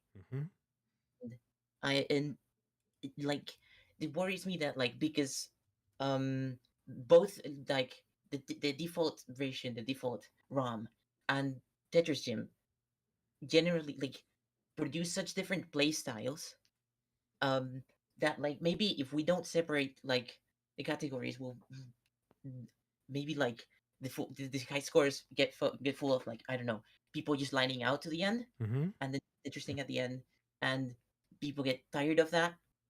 Like that's a thing that could happen because it definitely did happen in this game. In some other games, for example, yeah, like Puyo Puyo Tetris, and the Tetris versus Tetris mode also had like this absolutely busted mechanic called the four wide. Yeah. There's definitely people who know this. Yep. In chat and stuff, where like basically it made you essentially unbeatable, and the games, the Tetris versus Tetris games kind of evolved into this like 20-minute long sequences of people just delaying their pieces from falling as much as possible to like counter the attacks. And like I guess what worries me is that like because both of these like because both of these ways of playing, both these categories, let's call them categories, are so different. Like it's a completely different challenge to just like play consistently through 29 versus like managing all these little things that you need to keep in mind all the time. Because and like they're different challenges. Mm-hmm. And So would you say there should be kind of separate leaderboards for both of those things? Is that what you were saying? I don't know exactly what the best solution would be, Mhm. but like it does worry me that like taking one over the other will lead to like people not wanting to play. Because like for example, yeah, if we do the opposite thing, we say no, we're not letting people line out, we're playing on the original cartridge forever. Mhm. Then there's definitely going to be a lot of people who just are very much not into the whole micromanaging thing of Mhm. going for the crash dodging, and a lot of people are not going to want to play that. There's probably going to be people who are not going to want to line out for 20 minutes. Yeah. Just So to go for what, we have anointed as a community, the record sort of pushes aside, marginalizes these other categories that people may value more, but they feel discouraged because they grind for it, they go to all this effort, and they don't even get a lot of recognition. Almost like we were talking about with Scott Obozo earlier, where by all objective accounts, I mean, he started Tetris, he played, and he got the record, but he didn't really get the respect, in my opinion, that it deserved. You're saying that we have anoint in a similar way. If we decide as a community, like, oh, well, we're not gonna recognize, or it's going to be less in status, that it's going to discourage people from going from these other achievements. yeah, I mean, it reminds me also of what happened way back in the day with Tetris the Grandmaster 3, because Tetris the Grandmaster 3 has two modes of play, which are the classic rule and the world rule. And for a very long time, the game was like limited to a very very few players, because the world rule players were bullied out essentially. And like if you beat, like if you got the Grandmaster rank in world rule, the classic rule players would not take you seriously, right, for a very long time. And it's like somebody in chat said like, oh, there's only a handful of people, and like there were only a handful of people capable of getting the classic, the classic or the world rule Grandmaster. But that still deterred a lot of people from playing at all, because the rule they prefer, the mode of play that they preferred just wasn't taken seriously whatsoever. Yeah. Should that be important though, because you can, if you value and think something is important and worthy of going after, isn't that enough? Isn't it enough to say, hey, I've set my sights on a certain achievement, I think it's important, I achieved it. And I'm just asking questions, what does getting this acknowledgement from other people, or quote the community, whoever that is, add to the achievement or discourage someone from achieving it? I mean, yeah, I mean, of course, it's. I don't think it's like a secret that like the first motivator should be your own your own achievement. Yeah. But the community is also like a big part of why we all play video games, right? Like, well, some of us. I mean, I'm probably not the only one who like came here for the community, right? Yeah. That's true. That's true. Well, you make a good point. I mean, so if we're going to say, hey, come in here, the community is great, this is a big, big part of playing this game is to be in the community, then kind of what the community thinks, just by that very fact that we're putting it up there, is this is important, what they think it matters, right? To somebody who's kind of grinding achievements in this game. Well, that makes a lot of sense, Grav Shark. I appreciate it. Thanks. Cool. Well, I'm going to try to move on. And all right, I don't want to be accused of dodging a potential stream crash. So Messix, I will talk to you, but you don't get my channel banned, or you're already under, you are under some conditions here. So I hope you contribute constructively. And Grav Shark, I want to thank you so much for your thoughts. So I'm going to bring Messix in. Don't say that Vandy is afraid of whatever, because when it comes right down to it, I will talk to anybody. But I don't, just let's stay on topic there, Messix. All right, I'm bringing you in. Messix, you are here, And my first inclination was not to talk to you. But on the other hand, you're part of this community. You're allowed back in. You're here. And so, you're not a special subclass citizen. You're here. You've got things to say. And so what's your take on all this? Hello. Hello. Yeah. What I was gonna ask is, what is your take specifically on like modification of hardware, software, etc. From now on, considering like the direction the community is going on? Yeah. My take. Well, I mean, I think it's a really tough thing because there are other communities that do embrace things like controller optimization.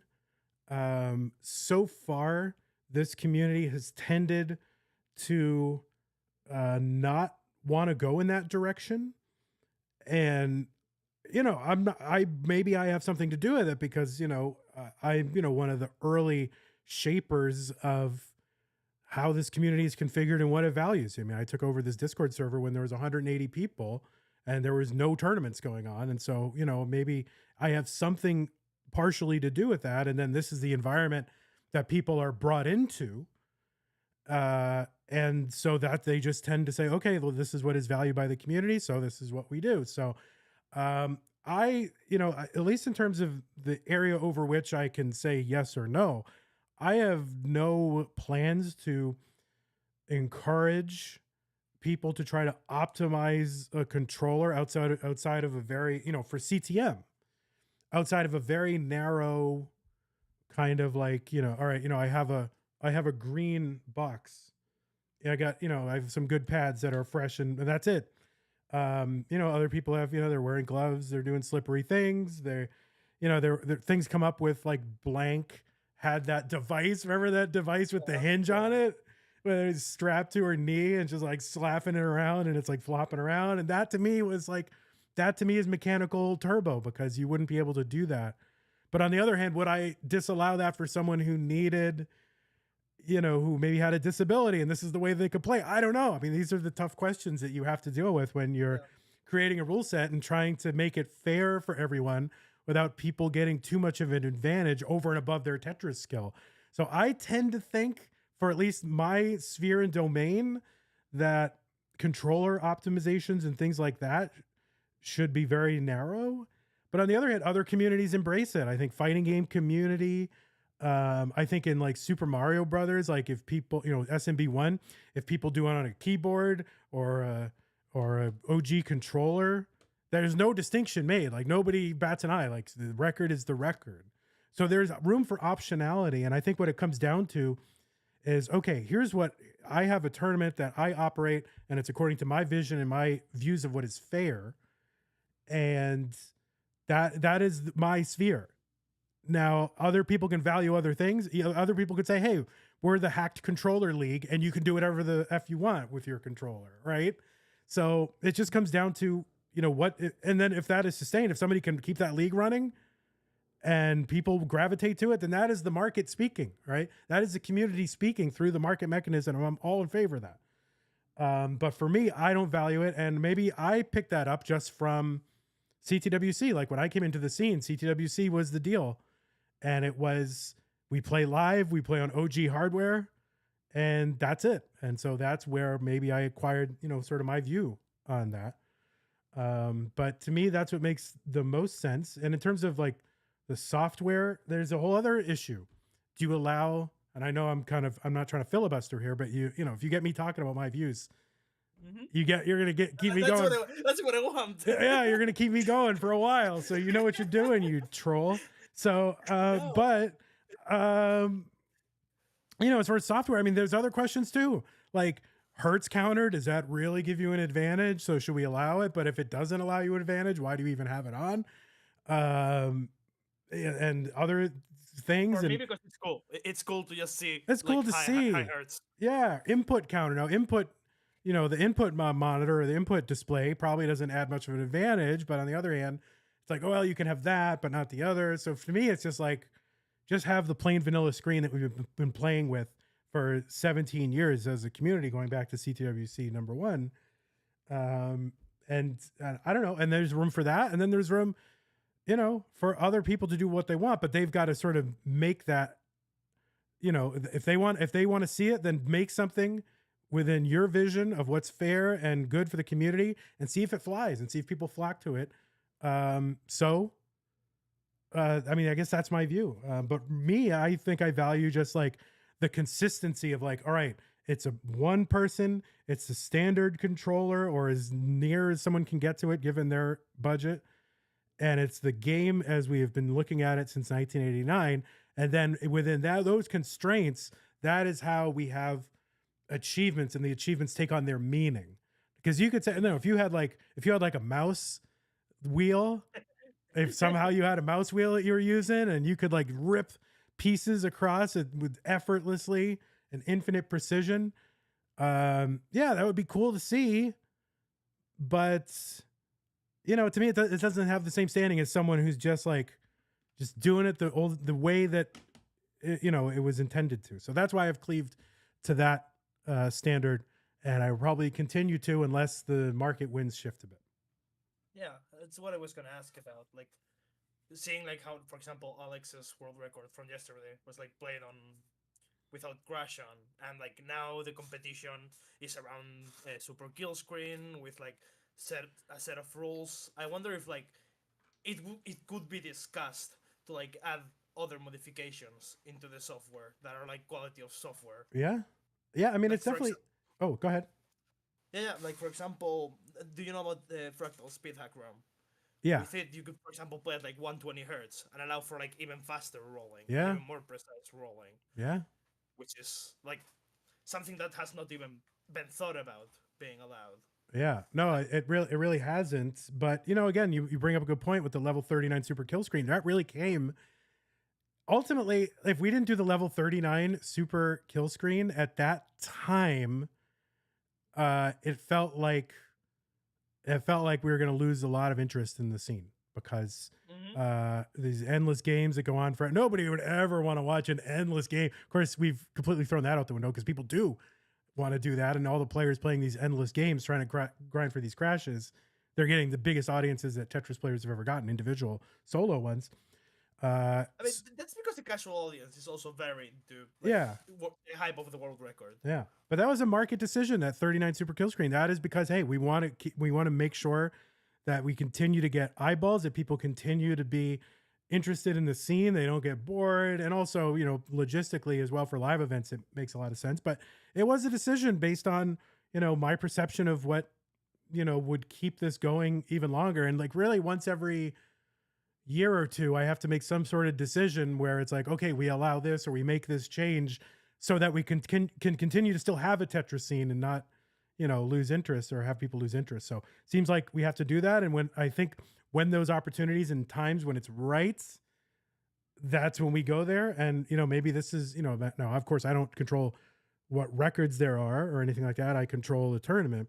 But, you know, maybe this is one of those times where we just, you know, as a community or not even as a community, there could be competing leaderboards, Messick. Like, okay, so over here on Nestris.champs or whatever, they have this criteria. But over here on NESgods.gg or whatever, they have this other criteria, and people can go. And this is the great thing about sports too, is people want to have, you know, debates about things that don't ultimately mean anything, and there's no right answer, right? I mean, it's like, you know, oh, who are the Hall of Famers? Oh, he doesn't belong in the Hall of Fame.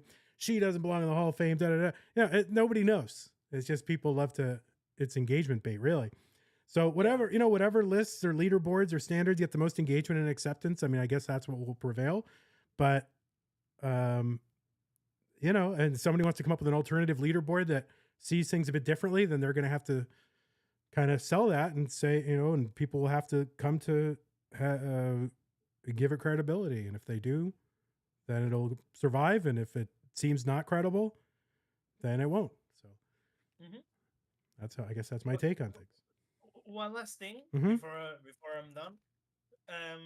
I also thought about maybe, because everyone now plays on gym, right? Which is like the reality. Most people play on gym, even casuals. Yep. People who are like not really that into a tournament. So why don't we just allow like playing without qual mode for quals, and letting people that don't have gym just have extra time compared to people without gym, because that would just make it so people are not stuck Yeah. watching like That is the screen. worst part about qualifying, is just like sitting there with a fucking fake rocket screen, dude. Like it's the worst. Like it's like, oh, So yeah, I mean, you could do that, or you could just say, you know what, it's 1 hour, and if you don't have the gym, too bad. Like that's your problem. You know what I mean? Like you could just decide. Since most of the top players, like at least that top 64, or let's say the top 100 people who are going to filter in and out of those top 4 tournaments, at least in my tournaments, they almost all of them have gym. I think I was surprised, like when I saw there's a Masters event, and I think it was Ronkley doing it, or Mega Masters, and like Timmy Kim did not have gym, and I was like, oh, like I want to send Timmy the Tetris gym. Like, so I feel, and I will actually, Timmy, if you're listening, I will send you a Tetris gym. So I feel bad if you want one. But anyhow. Wait, then you should actually talk about like allowing non-qual mode then, because I should, but I just don't know what, I don't know. Maybe I'll take, this is what I'm not much one for polls, right? I like to come to a judgment and then just make the executive decision and not just throw it open to the, peanut gallery and just like, oh, well, whatever everyone says goes. I'm just not that person, right? I think you need a mind to make a decision. And you can take people's, opinions, as input, but ultimately it's better if it's, one person. It's a dictatorship. I think dictatorship. No, just, at least in this, it's like, it's not a government. Yeah. It's not a government. So, one person's vision, and then if that person's vision doesn't work, well, they'll get replaced or bought out or whatever. But yeah, I don't know. I just don't know what problem it solves. I mean, ultimately, I guess I could take temperature of the community and say, well, how many of you actually have gym? And if everybody just has gym, then why not? The only thing is it'll skew some of the tracking of qualifiers a little tiny, like a percentage point or something like that. People will score slightly higher because they'll get, 1 or 2 more marginal games or something. But all right. Yeah, no, it's food for thought. Messix, any other thoughts on this whole deal? No. I mean, I'm all for modifications, but like, I just wanted mostly your view and like to tell you about the qual thing, because it's actually something I really want. Yeah, no, you make a good point, and I'll consider it. So if somebody wants to remind me of that, because I'm not going to remember, just remind me of my Vandy channel. Messix, thanks. Maybe like a poll or something. Yeah, thank you a lot. Well, thanks for being on good behavior here in the Discord. Hopefully it continues. Me too. All right, buddy. I also hope it. Bye. See ya. Thank you. Bye. All right, I'm going to bring in Nima, and then we got Avrix as well waiting. Nima, you've been waiting a long time. Hello, how are you doing tonight, Vandy? I don't know why I did this, but I did it, and I'm fun. I love this format. I love talking to the community, and I love getting people's views, and I like it when there's no clear answer, despite what Moodus would say, although Moodus does not have the balls to get on the air with me, and he's like, oh, this is not even a debate, man. It's not even, why just put another category, man, whatever, but he won't come on. He's like, oh, well, I didn't talk to Frank, so I won't talk to you. It's like, Frank is good, but he's no Vandy. I mean, come on, Vandy here. All right. But anyway, what do you got to say? Frank, do you mean me or? No, the other Frank, Sir Mazer. No, I'm just kidding. Okay. I'm just bashing on Frank for no good reason. He's a good man. And he does a good job. And by the way, there's going to be a new just to promote it. It's going to be a new episode of Peace Dependency Podcast with Huffaluffagus. So I'm excited to that, because that man is a riddle wrapped inside an enigma, wrapped inside a puzzle. And, I want to get inside, like Lex Friedman style, 2 hours into the mind of Huffaluffagus. I'm very curious, and I will be watching that as soon as it comes out. So anyway, Nema, what have you got to say on this topic? So I'm very close to saying that kind of same, oh, of course we have to have 2 categories kind of thing. But I took a ton of notes in the time I was waiting. So I feel like I have a bit more rationale than just duh. Right. No, definitely more than that. Oh, well, that's my viewpoint is basically based on duh. Yeah, that's fine. So I think this is kind of the best case scenario that we could have looked at this junction point, because this is a very important conversation we would have need to have had at some point, and we have two games that are the perfect picture of what's going on. Because yes, I believe that Alex's world record is undeniably the world record. Of course, like to me that's not a question. But we can't, in the same vein, discount the incredible game that it surpassed in terms of score. It is still by far the most efficient Nestrus game we've seen thus far. It was very efficient for an incredibly long time. So the question is, how do we act as a community going forward in order to ensure that we not only see more games like this that we just saw yesterday,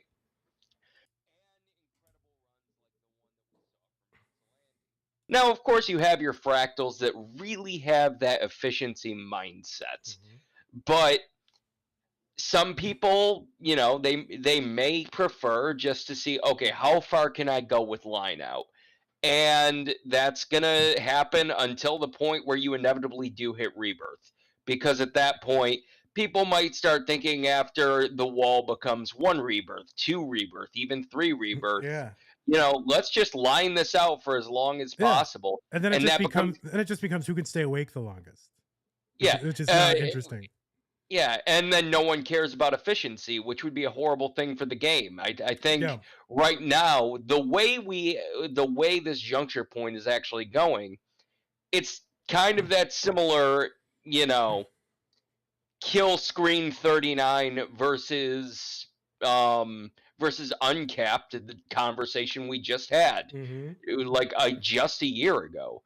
Now, of course, this community values efficiency, and we want to ensure that it keeps valuing efficiency. So having that separate leaderboard to ensure that we still publicly care about these kinds of things is important.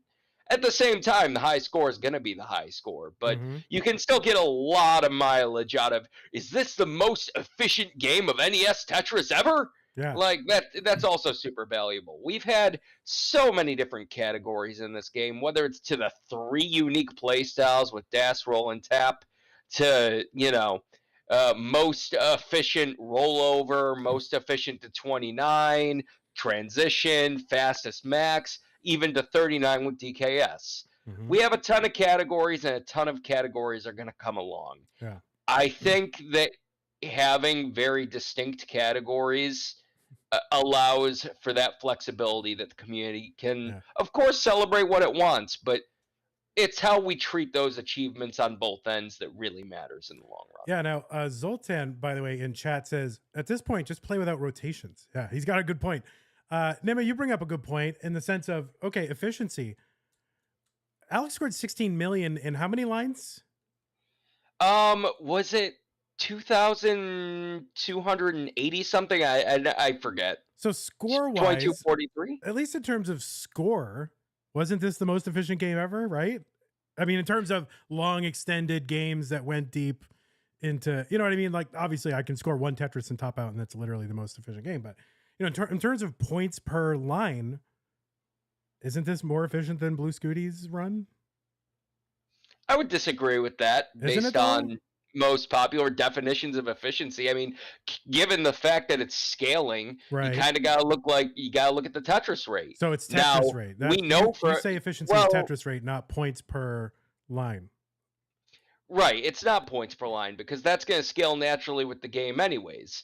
When it comes to, if he had the crash triggers on, he would not have gotten the world record. It's amazing that he got it, and I want to incentivize people going for that, but I also want to incentivize for those who feel that getting more Tetrises in a shorter amount of time, that's also super important, and it can't be ignored. I think having a space, we have plenty of room for both, and I would gladly watch anybody going for either. I have so many notes, so just let me make sure. Then we get into crash dodge, which right now, and it's funny because the question of crash dodging, uh, Andy's run was so damn good. Yeah. That's not even like he didn't even get to colors in Yeah. that circumstance. So that's impressive as hell in its own right. But then we start getting into what does the crash dodge category look like for now? I think at first it's going to look like Andy-like games where you're just going for max efficiency. But then there will be a wall, and people have to cross it by learning the crash dodge triggers. Right. Whether they decide to go for those crash dodge triggers or just move to getting the highest score in the no crash dodge category, that's going to be up to the community, and maybe it's up to one daring individual. Yeah. But I think no matter which way you take it, the community is just going to move at its own pace, as it always has, and it's going to keep wowing us in new, more intense ways for the foreseeable future. Yeah, let me just put you on pause there for a moment to acknowledge Raid here on Twitch from Classic Tetris, 98 viewers. Thank you so much. I understand you had a competing talk show where you actually got Alex T to come on. I couldn't even get Alex T. Of course, I didn't ask Alex T because I don't know. I don't know. I probably should have, but I don't know. I don't want to overwhelm the poor boy, exploit a teenager for my own gain. Shame on you, CTWC. My word. Hey, he got his pay. That's true. He did. He got. I mean, if they're paying him $2,000, that makes a lot of sense. So, Nema, all right, go ahead. Yeah, the crash dodge category is going to be amazing to see, and we definitely want to incentivize people to go after it. I know, I actually disagree. I've been listening to a lot of what people have been saying. I know Miles was just in here saying it, and I've heard Fractal say it as well, that no one's going to bother learning that tech, and no one's going to, go for crash dodge.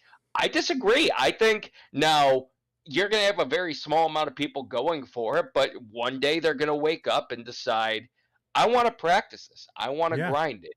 And hopefully, I'm not sure. Wait, my mic broke? No, they're talking to Alex T. Talking about Alex T. Okay.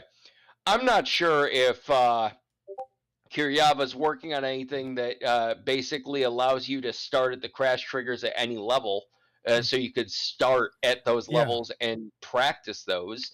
But people can get as good as they feasibly can with enough time, and it'll be amazing to watch. I fully believe that. Yeah. In the meantime, they're going to go for efficiency, just like for right now, the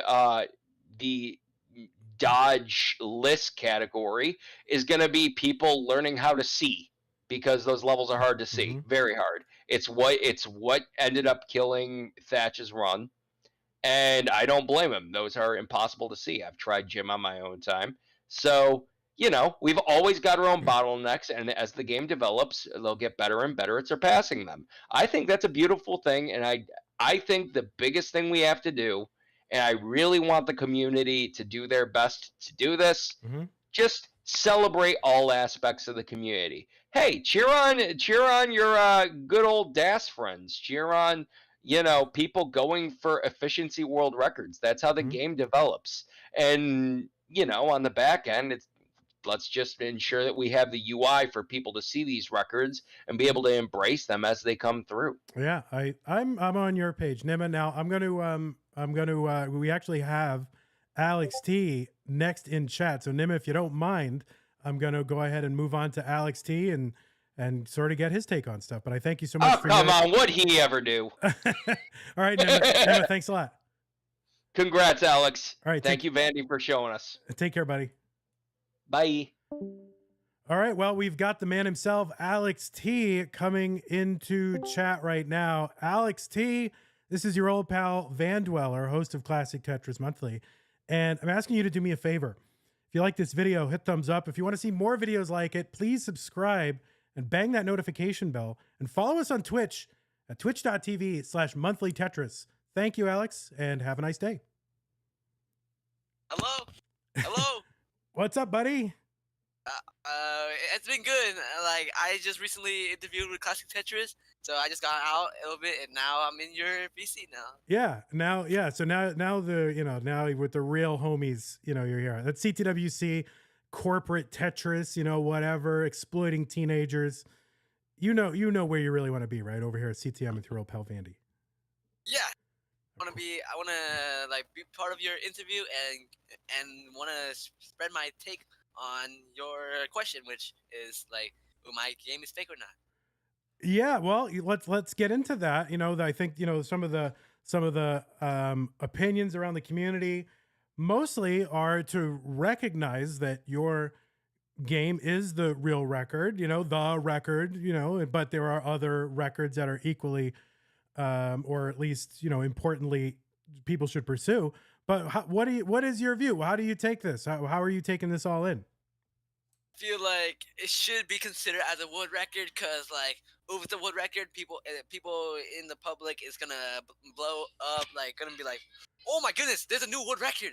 So it should be considered real because like I can get popularity, like yes, yeah. If it's fake, then that just ruins my image, and I don't want that to happen. Like yeah, I mean honestly, like all the previous records that have been broken, frankly, might be pretty boring people. Like Joseph Saley, he's fine, but he's pretty low key. And Blue Scooty, he's a nice kid, but he's almost too nice. And then all the other big heroes of Tetris that we've had, they're like too like straight laced, too normal. And so now, if we recognize your record as the record, we're gonna have somebody that's viral, that the world is like, oh my god, this dude is like nuts, right? And you'll be like the face of Tetris. Yeah. I feel like Blue Scooty has enough with his fame. I feel like I should be like the next icon of Tetris. Yeah. Because like I haven't seen him like much after winning December CTM. So I feel like I should be the icon because I'm about to win the Mega Masters tournament. Yeah. So, well, yeah, like, of course, for the second time, right? It's gonna be like extra fame. So like, why don't we just make this game real? So like the popularity would just blow up, and I feel like the whole world would know it. All 8 billion people. Yeah, like whether it's really real record or not record, that's kind of beside the point. That's all like intellectual philosophizing, like hot air stuff. The point is, who do we want to be the face of Tetris? And I mean, clearly it's Alex T. You're Alex T.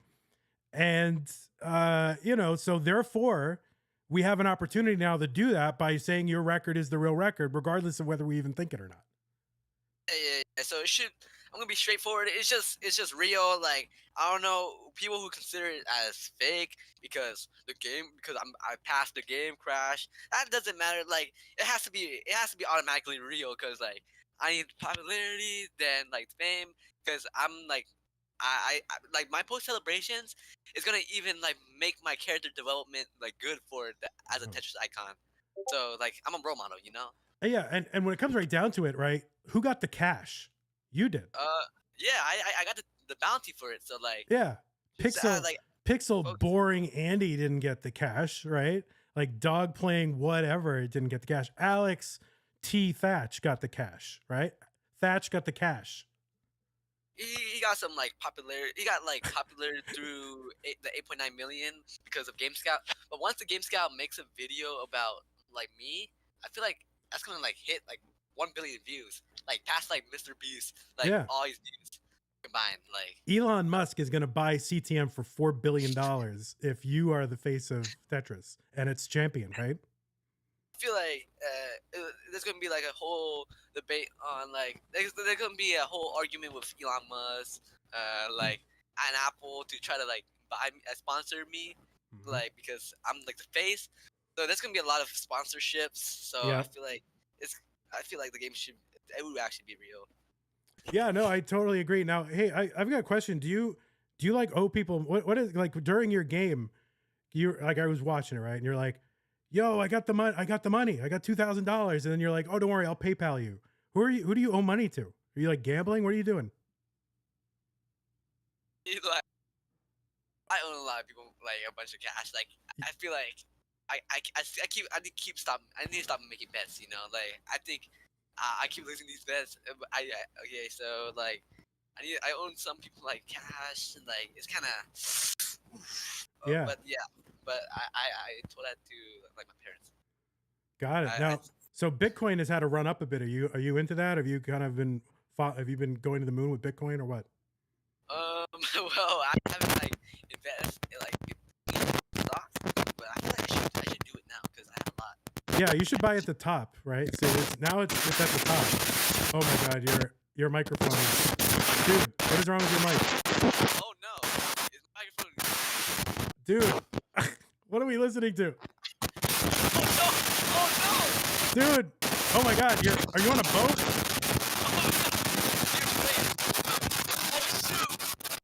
He's in a hurricane. Are you all right? Did you just? Oh my goodness! Oh my goodness! This is troublesome for me. Did you just fall off a boat? Like, what is happening? Oh, I'm having a mayday! We need backup. Help! Help! Well, that's Alex T. He fell off a boat. So if anybody's, I think you're somewhere, California. I think, not to dox you, but I mean, it's a big place. So if you're anywhere near him in California, just see if you can see a small kid going help. Am I working now?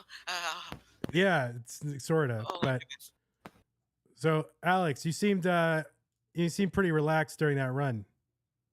Yeah, I was like really relaxed. I lost a lot of nerves after reaching bug killers. That was like my full intention. Like Yeah. that, like as soon as I reached the bug killers, my nerves were like lower, like just like calming down because like I had no expectations after that. So yeah.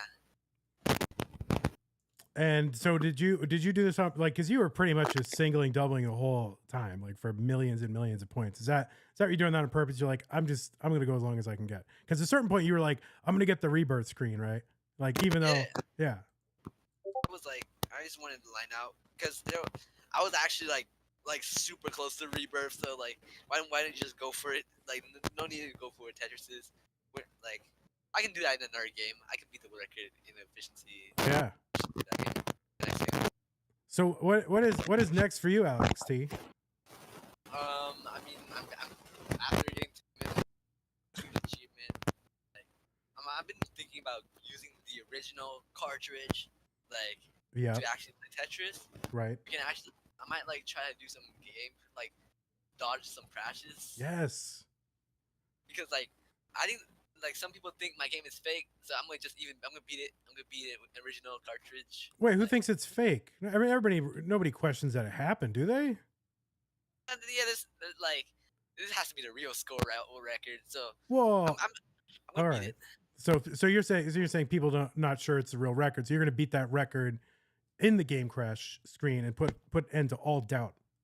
Yeah, all to those who just doesn't believe that haters. It's deserving. Yeah, those haters can just like fall off once I get like 200 million with the original ROM and Rebirth. 200 million with the original ROM Rebirth. That's what you're gonna get. 200 million. Yeah, 200 million, 500 million, whatever score you name, I got you. What do you do with all this money? You're a pretty rich guy now. So what do you do with it all? Honestly, I just like put it in the bank account. I actually like don't actually know what to do with it. You don't know what to do with it. Yeah. I think like I blew it up some of it on in-game currency. Oh, you did? Instead of like stealing your mom's credit card like I used to do? I spent like probably like 500 on in-game currency. What game? Like it's a game like Valorant. Like I bought like a lot of like gun skins.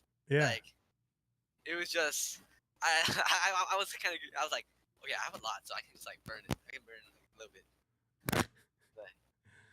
All right, so you're gonna grind. You're gonna put an end to all doubt. You're gonna get all the records. But you'll just be on top of the entire Tetris world, and nobody will doubt. And F the haters. After I get the 200 million, yeah, you're gonna see me flooding my whole room prompts on cheats. So can I ask you a question about that? Like, people ask you this all the time, but do you clean up after that, or does someone else, or? Oh yeah, most certainly, because like I'm not gonna get in trouble. I don't want to get caught. So like, I so I just choose to clean it up. Yeah. Do your parents or guardian or whoever is responsible for you, like, do they know that you're doing this, or do you like clean up all evidence and so they don't even know what you're doing? Okay. I think in the round two, after winning round 2 of January, I actually did get in trouble. You did. And we had to like vacuum it. Like we had to vacuum the whole room because it was just full of Parmesan cheese. So I did get in trouble before, and I was told to stop. But I'm still doing it. So I might need to like clean it up right now. Can you get like a tarp or something, or like can you maybe get a tarp and then you know? Well, you're too young to watch these shows, but there's like the show Dexter. You know, you don't want to know what that's about, but people watching know what it is. And it's a guy who has a lot of cleaning up to do after stuff that he does, but he just covers the whole room in a tarp, and then he just takes care of it so no evidence is left behind. So maybe you want to think about covering the entire room in plastic. Like a barricade. So like, and I'll just like point out that I'm in a Tetris match, so no one's gonna go check Yeah. what the rooms looks like. So like, I just like clean it up a little bit, take a shower, then clean it up like entirely. Yeah. Do you like replace the Parmesan cheese like when you or do you just say oh well, it's part of the cost of having Alex in the house, like you just have to buy a lot of it? Like usually when they just run out, like I just get more. I just get more. You buy it with your winnings? Yeah, I do buy it with my earnings. I buy like 2 with this one that run out. I'm buying 2. Where do you go? Do you go to like Costco? Like where do you go to get it? Costco, Walmart.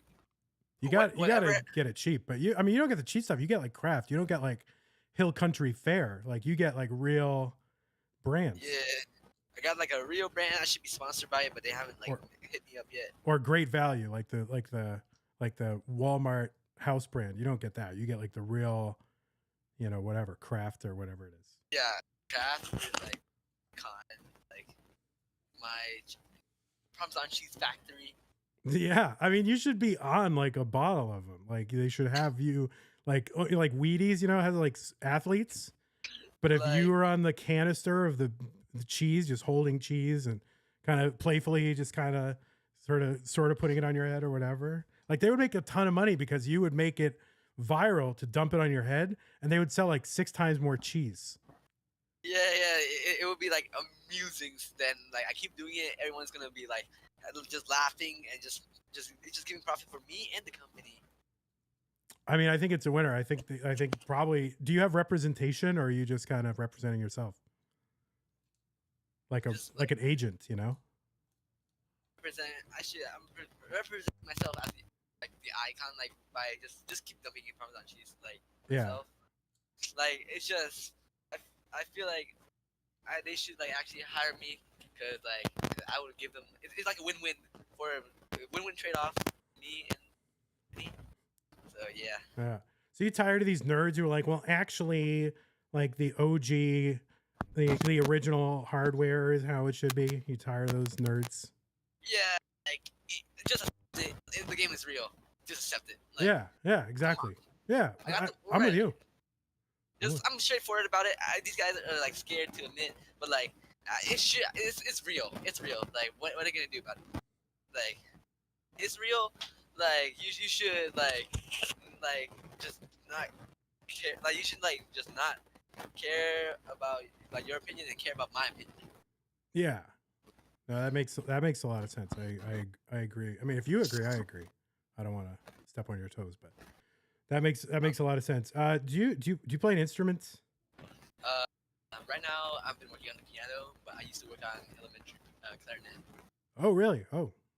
Yeah, A piano. Like, I'm like a piano right now. I'm getting the work done. I'm getting better right now. I'm trying to get. What are you working on right now? I'm working on like I think I'm working on like a piece, like a music piece, but like I'm struggling right now, so I probably need practice after. Oh, like gotcha. this interview. All right. Well, don't let me get in your way there, Alex. You've already had like a whirlwind 24 hours. You become the world record holder of Tetris. No one has ever scored more points than you in a Nintendo NES Tetris game. So that is undeniable, and so you are the world record holder in my eyes, and in the eyes of any rational, sane person, right? I am just, it's just, I'm the true world record holder, and no one can take away from that away from me. All right, good. Well, nobody's going to, although Marfram wants to, but you can take it up with Marfram. All right, Alex T, thank you so much. Any words? Because your microphone is horrendous. Maybe you should take that $2,000 and take some of it and buy a microphone, dude. Yeah, I just bought a new microphone today. You did? And, yeah, and I guess it's not looking good. No, it's not at all. All right, Alex, thank you so much. Congratulations. Any final words for the CTM fans? I advocate for mullening. I feel like mullening should be allowed in no line cap and like line cap. I advocate for mullins. This is a fight.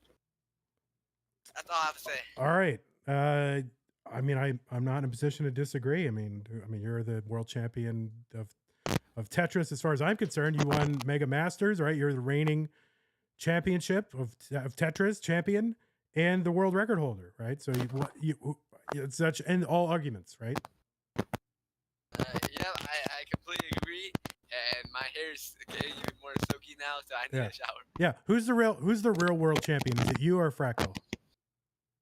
I feel like most definitely it's me, because I feel like we need like a switch in role model. So I think I am the role model here. Yeah. Like you won Classic Tetris Monthly Mega Masters, right? A truly world like championship, right? Anybody in the world, you just need to have Nintendo and you have it. You don't have to travel to some weird town and whatever to compete. You just do it right from your house. So you're the true world champion because you won Mega Masters. So yeah, and also like the headlines, like when people say like an MIT player becomes a world champion, like it's MIT. People think it's MIT, so like that's why they got it. Yeah. Like, they say like original like 15-year-old kid. Right. Then, like it's just even more popularity there. All right. Impressive. All right. You got to go practice 40 hours, right? Go practice 40 hours, Alex. Yeah, I got to practice. And thank you for having me, Vandy. All right. Appreciate it. Thanks, Alex. Congrats. Take care, buddy. See ya. All right, everybody. That was Alex T. We got to know what he thought about this whole situation. We got a couple of other folks here that want to get on. I'm going to go with Avrix, Poyo, and then Rin, and then we're going to wrap it up. So, all right. It was a fun stream. I did not think we would go 2 hours, but we're going over. So Avrix, I don't know how to pronounce it, but you've got something to say. And Avrix, I want to hear it. What's up, Avrix? Hello. Hello. How are you, Avrix? I'm doing good. Good. What's up? What do you got to say? Okay, so I have this video from like I'd say like 3 weeks ago of me, Alexi, and a bunch of other people in VC. Yep. He covered himself in cheese and then proceeded to take a shower on VC, obviously clothed. Okay. Like on would like I on, be like with on video, like he's on video taking a shower. Yeah, with clothes on. With clothes on. With clothes on. All right. What clothes? What kind of clothes? Like just normal clothing, like you a would shirt, wear. shorts. Yeah. Typical Tetris player gear. Yeah. All right. So my question is, would I be able to use that as my webcam for April CTM? Are you in community tournament? I think so. All right, you're not in Mega Masters tournament. You're Yeah, you're in the no, top my PB ain't even past 400K. Okay. So. And you're asking for a ruling from me as whether you can use that. If Alex says yes, then sure. Now I prefer that people, if it's up to me, what's the best thing for the community is if people go on stream on camera because people get to connect with the players and they get to, it's a little slice of life into your world. But if you're not a person who wants to do that or be that person, then having, a picture that you think represents you. Now, would this be a moving image? Yes. And you'd be looping it. The only thing I would say is that sometimes that can be distracting. And so if it's too hyper, like if you speed it up 10x and he's just like, you know what I mean? Like that, people will hate that. So if you put it on a normal speed of a normal human shower, then I think I would be okay with it. But ultimately, it's going to come down to the restreamer, and if the restreamer is distracted by it, then they might choose to just hide your camera source. So just think ahead and say, okay, is this so annoying what I'm about to put on? This goes for everybody. Is this so annoying that it's just going to get turned off anyway? Then what's the point, right? So, but if it's not super distracting, and it's just funny, it's a community tournament. Go nuts. Yeah. Well, I'm looking forward to that. Who's your opponent? I have actually not qualified yet, but I'm Oh, looking forward to. Oh, you're saying for April. Oh, you're going to do your qualifier. Okay, gotcha. Yeah. Now for your qualifier, I mean, I don't know. I guess we prefer. Well, no, I guess do we have hand cam? I don't know. It depends on what level. But you're just going to be in community tournaments, so yeah, it's probably not a big deal. I don't know. Whatever the rules say as far as what you can put there. Do we have rules? I don't know, but yeah, I'm looking forward to it. Is this how many times have you played in CTM? This is going to be my second month and participating in CTM. Well, and do you have like grand designs of, or I shouldn't say because that's a person. Do you have like a vision that you're gonna like make it to the top of the heap at some point, or you're just like nah? Hopefully. Yeah. All right. Well, I'm rooting for you. Yeah. Thanks. All right, buddy. Anything else? No. All right. Nothing else. All right. Well, thank you so much for your contribution. Yeah, really appreciate it. And too. best of luck in your qualifier and in April CTM average. You too. Okay. All right. There we go. And now we have Poyo, I think is going to be our last caller. And Poyo, you are the last caller. What a caller it is to have you here. I'm super pleased to have you. You're such a great friend of the Classic Tetris community and of myself, and I'm a big Poyo fan. So, you're in Mexico right now? Bonjour, vandy. I don't know how to say good night in French. Bonsoir. Oh, bonsoir. Yeah, true. I was there recently, and I don't know how to say that. Yeah, I'm in Mexico. Unfortunately, I am, but I am here. All right, you're not wrapped up in any of those cartels, are you? I cannot say anything. Okay, good. Yeah, I don't want to get you in trouble, but on the other hand, I don't want you to be a member of a cartel, so that would be really bad. Poyo, what do you got to say on this topic? Yeah, just give me a second. I think my dogs are just like going crazy right now. But yeah, I mean, what I meant to say is, I typed it here. I don't know where is it. Yeah, I meant to say, what do you think makes Tetris interesting for you personally, and how can we keep it interesting? And then, like under the same analogy, what do you think makes sports, like in general, interesting, and how can we replicate that into the scene? Because I think, of course, it's not like I'm trying to like shoot anyone, or I don't know how to say it in English, but like undermine. Yeah, that's what I was trying to say. I don't mean to undermine like any achievements at all, like 19 dash transition or whatever, but I do think, as a competitive scene, there has to be a little bit of standards to be met when it comes to like what counts as an achievement, what doesn't count as an achievement. Of course, it can be meaningful to you, but I mean, what? Yeah, let's go for parts at the very least. All right, yeah, you got a three-part question here. So, what do I think is great about Tetris and competitive Tetris, and what do I think is interesting and whatever noteworthy, and then sports in general. And then, stuff about achievements here. So I guess that is what I will talk about. But yeah, I'll start with the second question because I think that'll inform the rest of it. I think as human beings, we have within us a desire to achieve, or we should, if you're rational, to achieve something in life. You should want to achieve something, and you should give it your best, and you should always try. And I don't mean sports. I just mean in life. Like, human beings survive by achieving things, right? Nothing is free. And even if you got something free, someone had to achieve it. And so all of human life requires achievement and the creation of the things that make life worth living. But that is not always easy to do, right? Sometimes we run into problems, self-doubt. We run into like, oh, I'm not sure how I should continue. And you can lose motivation.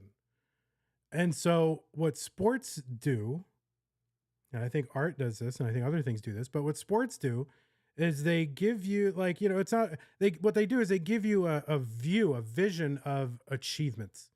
They let you see within the span of like 2 hours of a sports match or whatever, like, oh, achievement is like this. And it gives you the fuel that you need, almost the spiritual fuel, to fuel you in the things that you are trying to achieve in life. So you see, someone struggling, they're trying to hit that fastball and it's 3-2, and all of a sudden they come around and they whack that ball out of there and they win the game. That gives you motivation and spiritual fuel, because you get to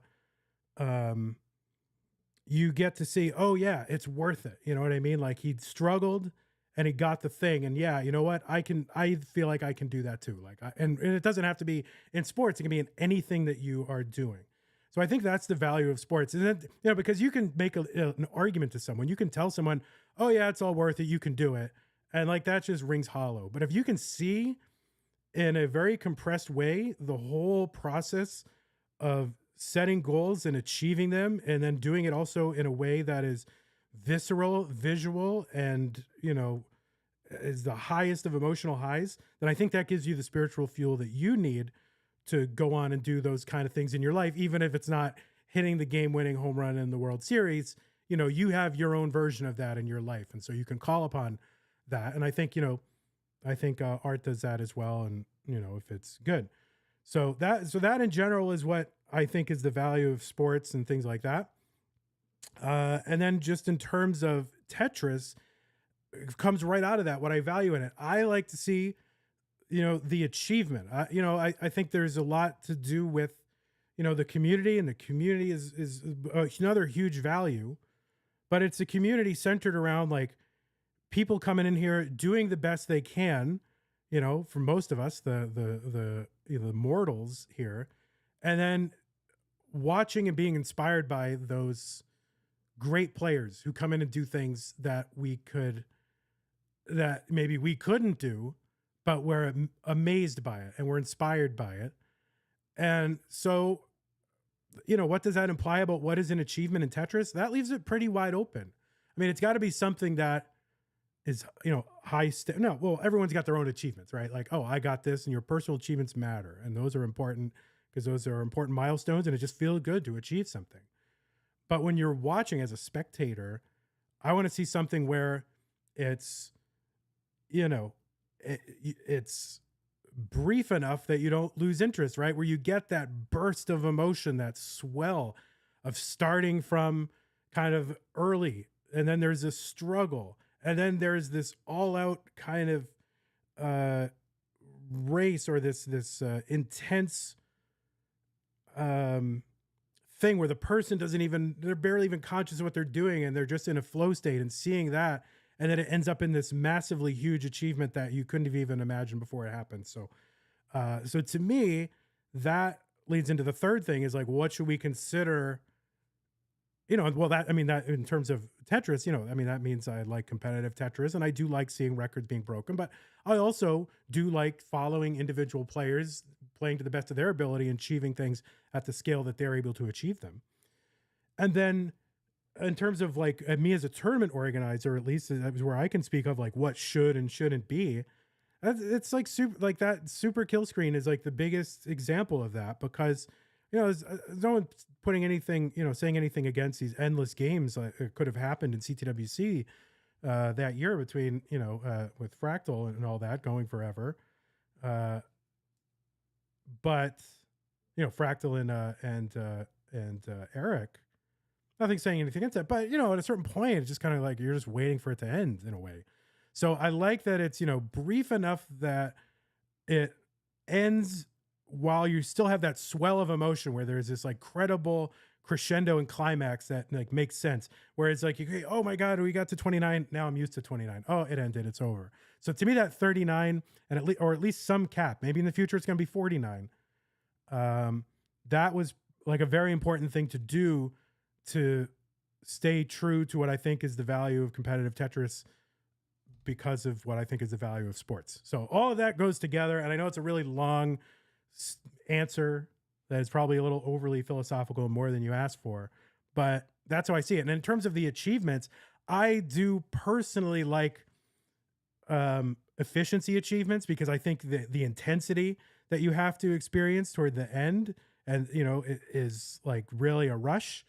But on the other hand, I can't deny that that stamina and persistence is also a value in life. And so seeing people achieve those kind of things. So what I would have to say is that there's room for all these kinds of achievements in Tetris. So anyway, that you asked, and you knew the risks when you asked a question there, Poyo.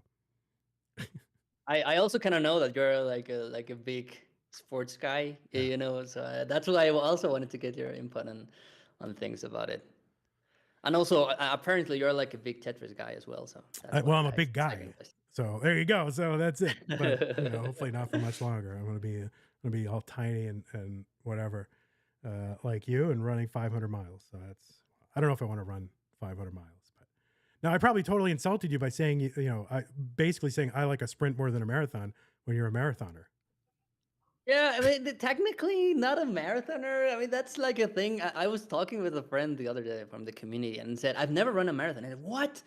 I lived like in a lie. You're not a marathon runner? I'm not a marathon runner, but it's kind of close. I will do it in October in Canada. If any that Stack Vlogs want to meet me there, I will be there. But the other thing that I wanted to ask is like that very same thing when it comes to like efficiency versus like stamina. I mean, as the organizer, like we could say like the lead of the Tetris hub. I think like the Tetris landing page, you could say it.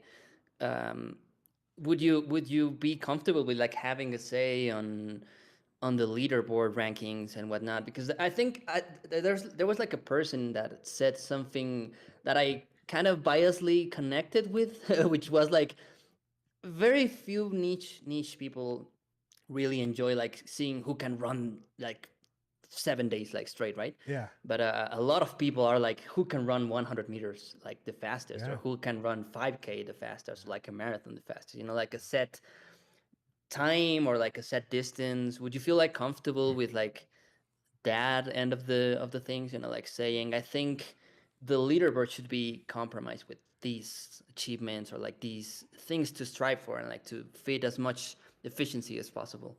Well, I think I overall, with regard to this whole topic, is like, how should this all be structured? If someone just said, how would you do it?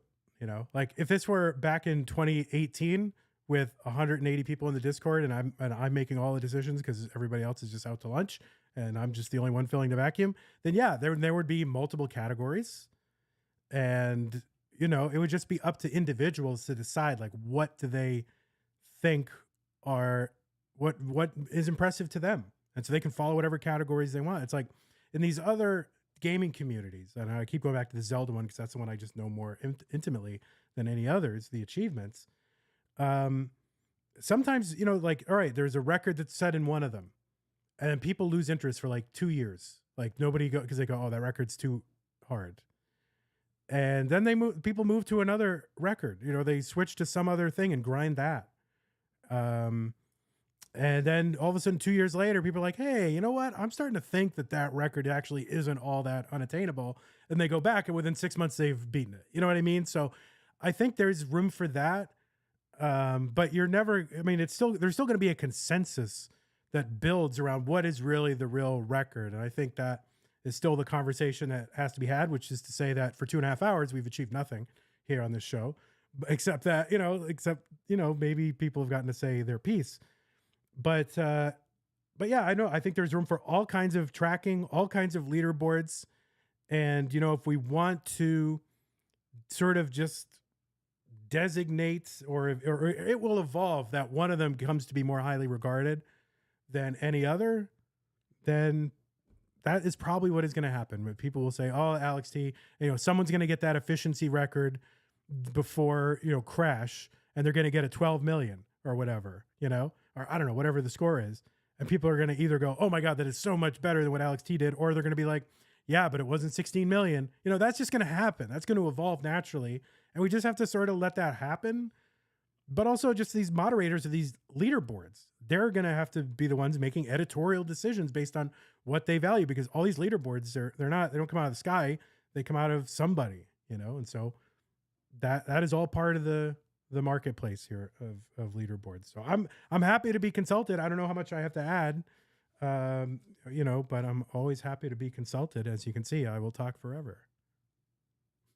No, I think that's what I was looking for, and I think also like to like close the things, because I think also R7 is just like drinking coffee and like being awake in Europe. I think part of what made like Scooty's achievement so monumental, and I think outside just of our community, like in the mainstream way, is that it's pretty, how can you say, like pretty relatable, because Scooty, like crashed the original Tetris. No, if you go, I don't know how would this scale in outside of our media, like not I mean, and I try to like stress this like 100 million times. It's not like I'm underlining Alex's achievement, but it would be harder for to explain. Yeah, this person broke a modified version of the Tetris that wasn't released on and it's I think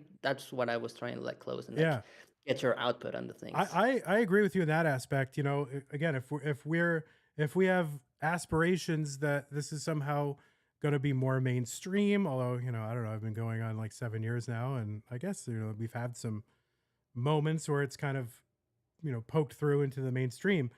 But explaining this record to people that are outside of the community, as soon as you say, well, the game naturally would just crash at this point, but we got together, we hacked it so it wouldn't crash, and that way people can go longer. That takes some of the take some of the air out of it a little bit, and then people say, oh, well, they're just cheating, or I can't relate to it. On the other hand, they can't relate to the game crash anyway, regular people, because they're never going to get it. Just regular, like your dad or whoever who played Tetris when he was a kid, they're never going to even come anywhere close to it. So they can't relate to it anyway. So it does come a lot down to the storytelling and how it's peddled to the public. And this is where, Game Scout and other creators, Cobalt and Eric and other creators, how they Marfram and his thing. I know I'm leaving people out, but people who are putting explainers out there and documenting the history, and these things get picked up and get looked at, that is the thing to keep in mind. So there's always going to be an editorial point of view, and we don't always get to decide what it is, because it's individual creators who are framing the story, and whatever one gets picked up. You saw that with the Scooty thing, right? He was the first one to beat Tetris. We didn't beat Tetris. There's no win condition for Tetris, but he did, but that's the language that's going to go viral. So Scooty beat Tetris, right? So but yeah, no, it's something you definitely have to think about. But in the end, I think that comes down to the popularizers in the group, the people who are going to tell our story. And, thankfully, the people we have are very thoughtful people who've made, I think, good editorial decisions so far. So, I have a lot of trust in them.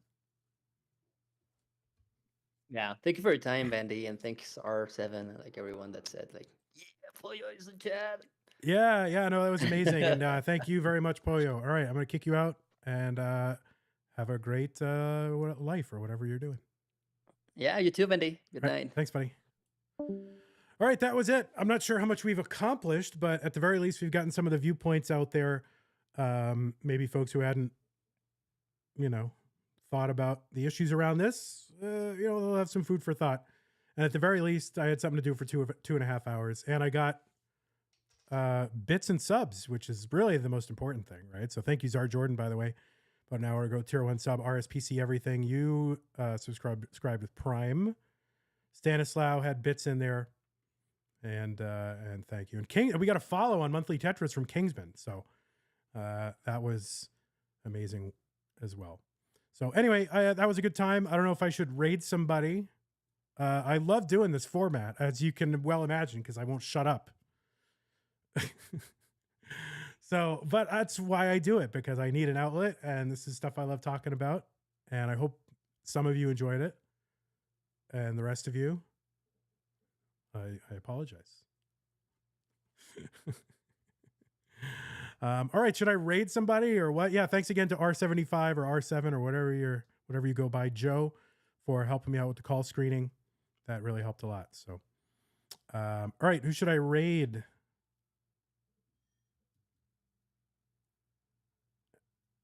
Should I raid somebody? Oh, I was typing raid in Discord. How do I even raid? Can I even raid from here?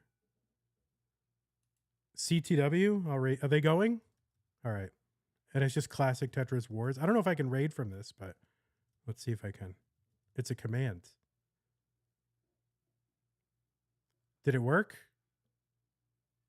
Well, I know how the command works, but oh, it's Tetris Wars. Oh. Hold on. Hold on. Oh, Poyo will do it. Is it called Tetris Wars? Oh, you did it. All right, Tetris Wars. Thank you, Poyo. All right, everybody, good times. Hopefully we'll do this again. Something will come up and we'll just do it. So have a great time and life. And I love you.